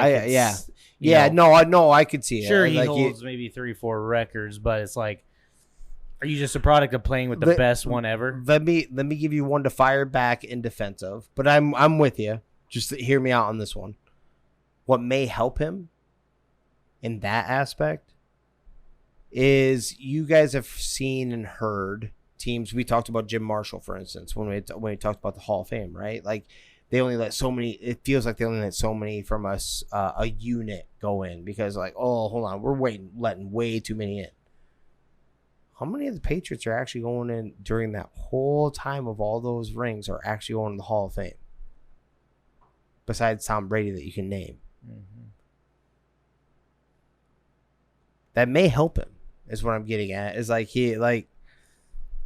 can you name some more that like are actually Hall of Fame worthy that are during all those championship runs? That's the thing. And that's what I but think they're gonna strengthens the case for. They didn't really have ball out receivers. I don't feel like like great receivers. So who was he throwing to? Right, but that's also I'm going on the other side is like they feel like we have to let. Hold on, they won that many championships. We got to let someone else other than Tom Brady in the Super Bowl. It wasn't just Tom Brady that won it. That's what I'm saying. Like, well, I don't know who else they got right there. That's that's maybe Vince Wilfork. I guess that's where you go. Belichick being the greatest coach of all time to bring Wes Welker, a freaking Walmart cashier off the street, to make him a Pro Bowler. So yeah. I don't know. It'll be That's be an weird. interesting conversation. I agree with you. I could see him hold That old Patriots dynasty is just a weird conversation. Just because Brady's going to be the greatest to go down. We ever. only have a couple more anyway. We're trying to say trimmed on time a little bit, but who do you have above him then? And tight end world. Oh yeah, no, he's definitely one of the best tight end. I just don't know so we'd probably have to look at the class, obviously. Mhm. Here in 5 years, who would be eligible. Goddamn, he is very close to the best tight end of all time. Yeah, if for not sure. the best, right? As of right now, Yeah. maybe Travis Kelce can take it over, but as of right now, Yep. I can't think of one off the top of my head. Tony Gonzalez is probably that, right? Yeah. I don't know if you guys are in the same boat as me. Maybe Tony G. Yeah, he changed the position, right? Yeah. Yep. It'd be hard to, but I get where you're coming from. I do. Hold on, you played with the best coach of all time and the best quarterback, arguably. Right. Arguably. Not of all great receivers. Without great receivers, so. But the other thing to think about, those other receivers lit it up too. So the other guys were still getting the ball, but he was still getting production, no matter what receivers came in and Tom Brady threw the ball to, right? No, Tom Brady's been a dink and dunk guy. To whoever. Right? Well, it's been his running backs and his tight end. Except for Wes Gronk. Welker. Whatever Welker, yeah, right. Whatever receiver Yeah. they came in, Randy Dink Moss and didn't dunk. matter. I'm saying he always got his, no matter who was there, Yeah. Right. right? I don't know. Yeah. And that's what I'm saying. Always an eye for. I don't know. I could definitely see him going into. Do you think? Okay, so besides you're kind of playing devil's advocate, do you think he should go in first ballot? Yeah. He'll probably be one of the best tight ends to ever go. Kelsey's going to be up there as well. Yeah. I'll go ahead and go on the record and say he's the best tight end of all time right now. Yeah. Yep. I think Kelsey could take that, and I'm not a Chiefs guy, but I think Kelsey could. He needs another year or two. He doesn't even need more championships. Positionless or non-quarterbacks don't need the Super Bowl trophies for that part for me. But agent Casey Close sued Fox Sports radio host Doug Gottlieb for libel Thursday, alleging that Gottlieb falsely and recklessly defamed Close and XL Sports Management in a tweet. Now, you guys remember that tweet, right? Okay. Yeah, About not giving Freddie Freeman that. Yeah, they said they were he was looking into legal obligations, and obviously he is pursuing it. So he should. He said they've already lost millions of dollars because of this false allegation. Do you like listening to Gottlieb? I'm not a fan of his. I'm not I either. think he's kind of garbage. I'm with you. Maybe a little bit of college. He usually does college sports, right? Like college basketball. But either way, I'm not a big. Yeah, I'm with you. You don't go out. You know what I'm kind of a fan of? Undertone of this one is maybe the courts side with Casey Close, and people just stop saying stupid shit off the whim. Can we get the facts out there instead of whoever makes the brightest, dumbest thing to say to. Maybe I'm wrong in that one, but I just mean knew no information from this. Right. Casey Close and this what is it? Close and XL Sports Management literally, I guess, handed over all sports information to this case, to the negotiations of the Freddie Freeman negotiations. Handed it all over. Yeah. Saying we did nothing wrong. This is what it was, and this is what we provided. Yeah, it's good. Because that is going to affect your reputation, right, with all the other players in the league. So, you better shut him the fuck up. And if you're him, you better not spout like that, man. You got to know what you're talking about. Right. So, good. MLB, last one I got for you. MLB to pay $185 million in settlement with minor league players over minimum wage and overtime violations. Yeah. We already Go talked ahead. about how they're way undertreated for what's supposedly the future of the franchises. So Yeah, 185 seems like a big number until you figure out how it gets dispersed. That's not shit. How many baseball players are probably on a team? And how many affiliates? There's high A, there's low A, there's double A, there's triple A, there's. I think it's only 25 per. So I think it's MLB, which they expanded the roster So I think to 28 maybe. But then I believe it is still only 25 for AAA, 25 for AA, and 25 for A. Percent or 25 players? Yeah, 25 players. Okay, Okay. that seems a little low, but okay. I honestly didn't know that. Yeah, so I think so. And then they just this year and they could do call expanded up and stuff like that. So you're just talking about like individual rosters, like game day roster, right? So if without you injuries. Basically, yeah, if you're injury, you can designate somebody for, say they're at the MLB level. You designate them to assignment, to heal. So now you can call up one of your AAA guys, and it won't hurt their. So we talked about the 3-year thing, right? They can get called up 3 times. Yep. So that doesn't affect it if they're getting called up to replace an injured player. So then obviously they'll call up the AAA guy, and they'll move up a AA guy, and then a single A guy. So, but I want to say it is 25 per. Okay. I don't know, affiliation. Got it. What's 3 times 30? What the fuck? What's 90 times 25? Yeah, I think it's 93 is the max they can have on the entire club roster. What's 90 times 25? 90 times 25 is 2,250. That's players in one individual season. Mm-hmm. Well, you take out all the MLB, right? I just said 3, so single A, double A, triple A. Oh, I'm not talking okay. about low A, Gotcha. nothing. I just meant just the 3. That's 2,250 players. That's for one season. How many times they move players in and out on a regular basis and stuff like that? They're going to get some portion of that too. I don't know what this all goes over. I'm just saying that's a big number. I don't know what this is spreading over. I don't know if it's going over years or if it's I didn't look that far into that part, but and that's what I got, gentlemen. I'm gonna rip off New York's weird state law because we're still in New York. Slippers are not allowed to be worn after 10 p.m., gentlemen. Yeah, you should be in bed. Slippers in bed? Well, no, you should be in bed, so you shouldn't be wearing them. It's a city that never sleeps, Chris. Yeah, okay. Damn. Like they'd rather you go shoeless then? Yeah, who's in your house, like taking pictures? Maybe your buddy Bill, watching from the outside, taking pictures of you in your slippers. It took me absolutely like Bill. I'm like, oh yeah. That guy right. Tommy, he's snitching, right? Speaking of New York, thing I came across the other day, average rent in New York right now, $5,000 a month. Shut up. Average. That's average, dude. What? No kidding, dude. $5,000? Yeah, $5,000. That's probably. Have you seen some of those small ass fucking apartments too? I've Yeah, seen doesn't matter. something, back in 40 years ago, what the average rent was in the pay, and then now it's like rent has tripled and pay has not even doubled. Yep. Yeah. Damn. Crazy ass world. I did want to touch on one thing before we get to whoever has to make sense. And that is, I asked you guys before we started recording. I don't know if you guys had seen it, but Nate Diaz, again, in the news. And from talking. Orioles finally lost, just so you know. Did they finally? So, okay. So they're not going to Okay. go undefeated to the regular season. End of the regular You just season. lost that bet, Rio. I just need them. What bet? What are you talking about? So he's got to take a full shot of What the R&R. hell are you talking about? Or as in full bottle. What bet? What the hell are you talking No, I thought you were going on like.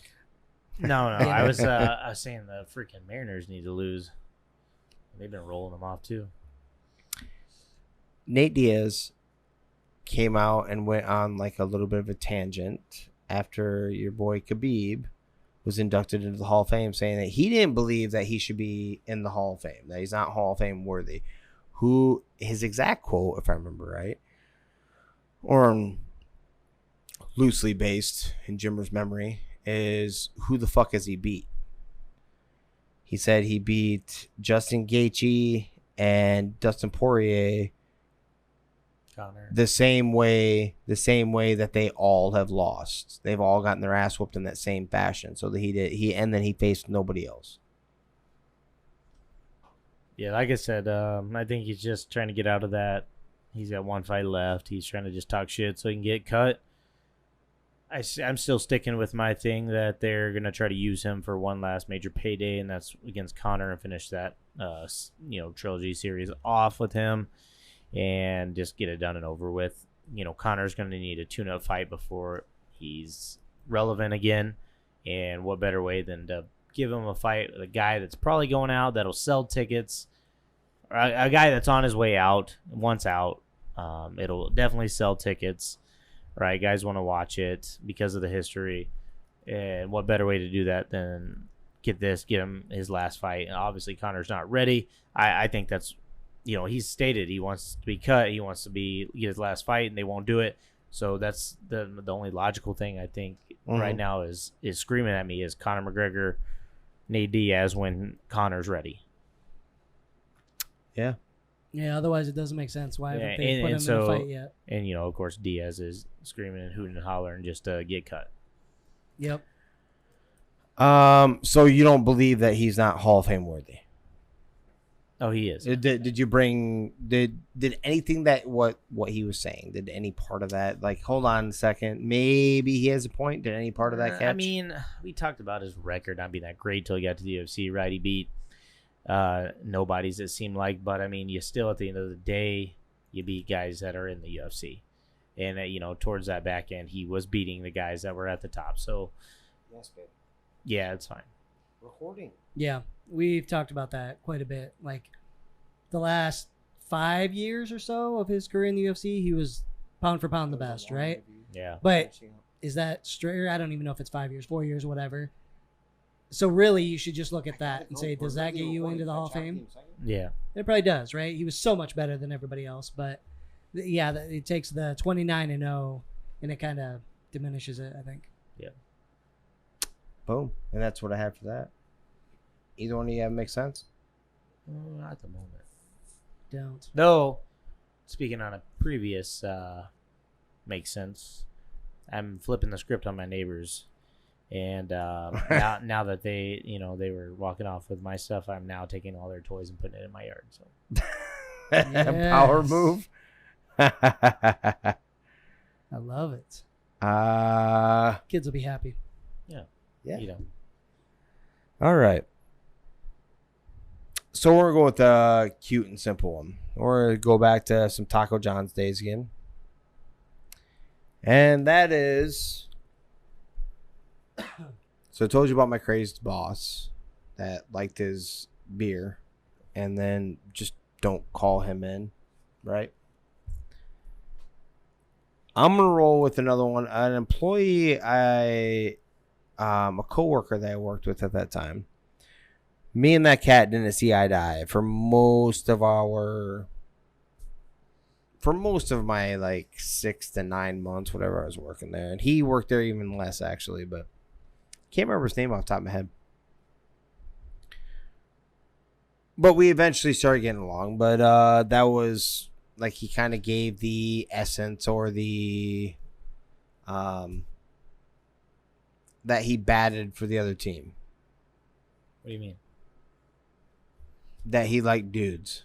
Oh, So, but after he finally like came out with that, came out with the idea that he was down for that, or that's what his lifestyle was, he actually was a lot cooler. Like whatever his pent up aggression was, he just finally got kind of cool.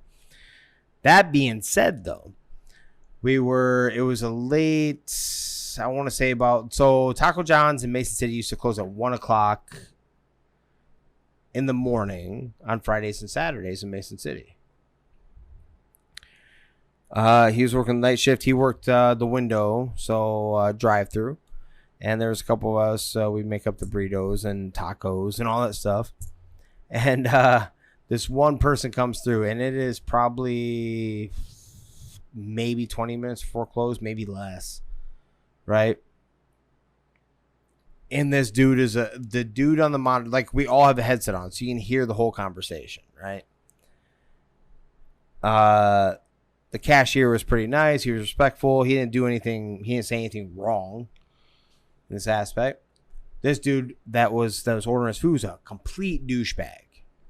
Every part of how he acted, like it didn't seem like anything was out of line. Like it wasn't like, what'd you say? It wasn't anything like that where you get annoyed with. And then, is that it? Is it? It wasn't anything like that, right? He's just a complete douchebag.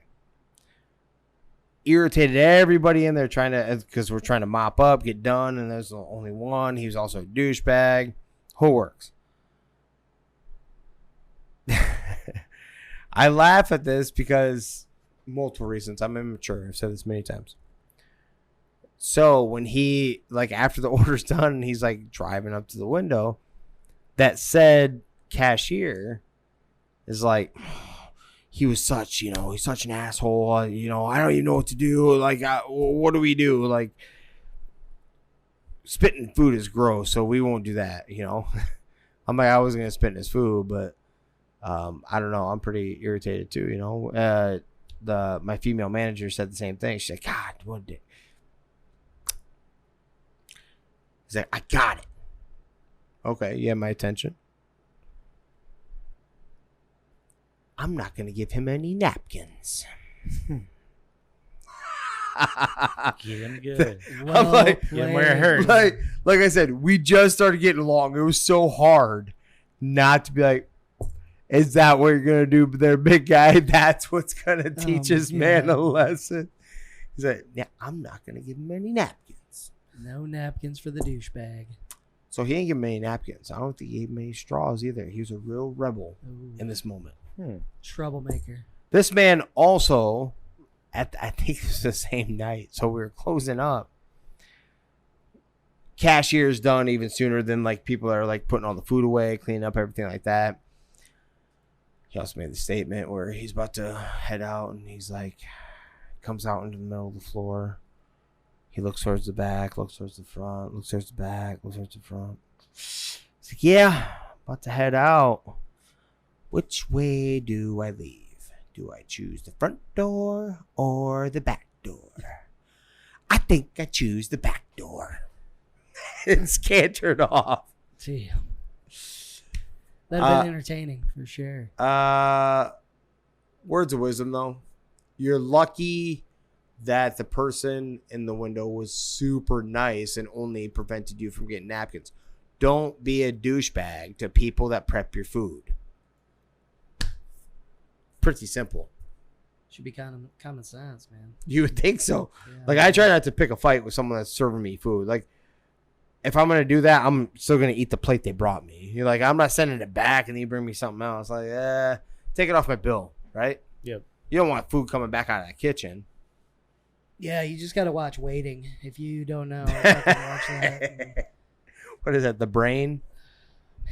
It's a lot of fucked up shit. But, yes, sir.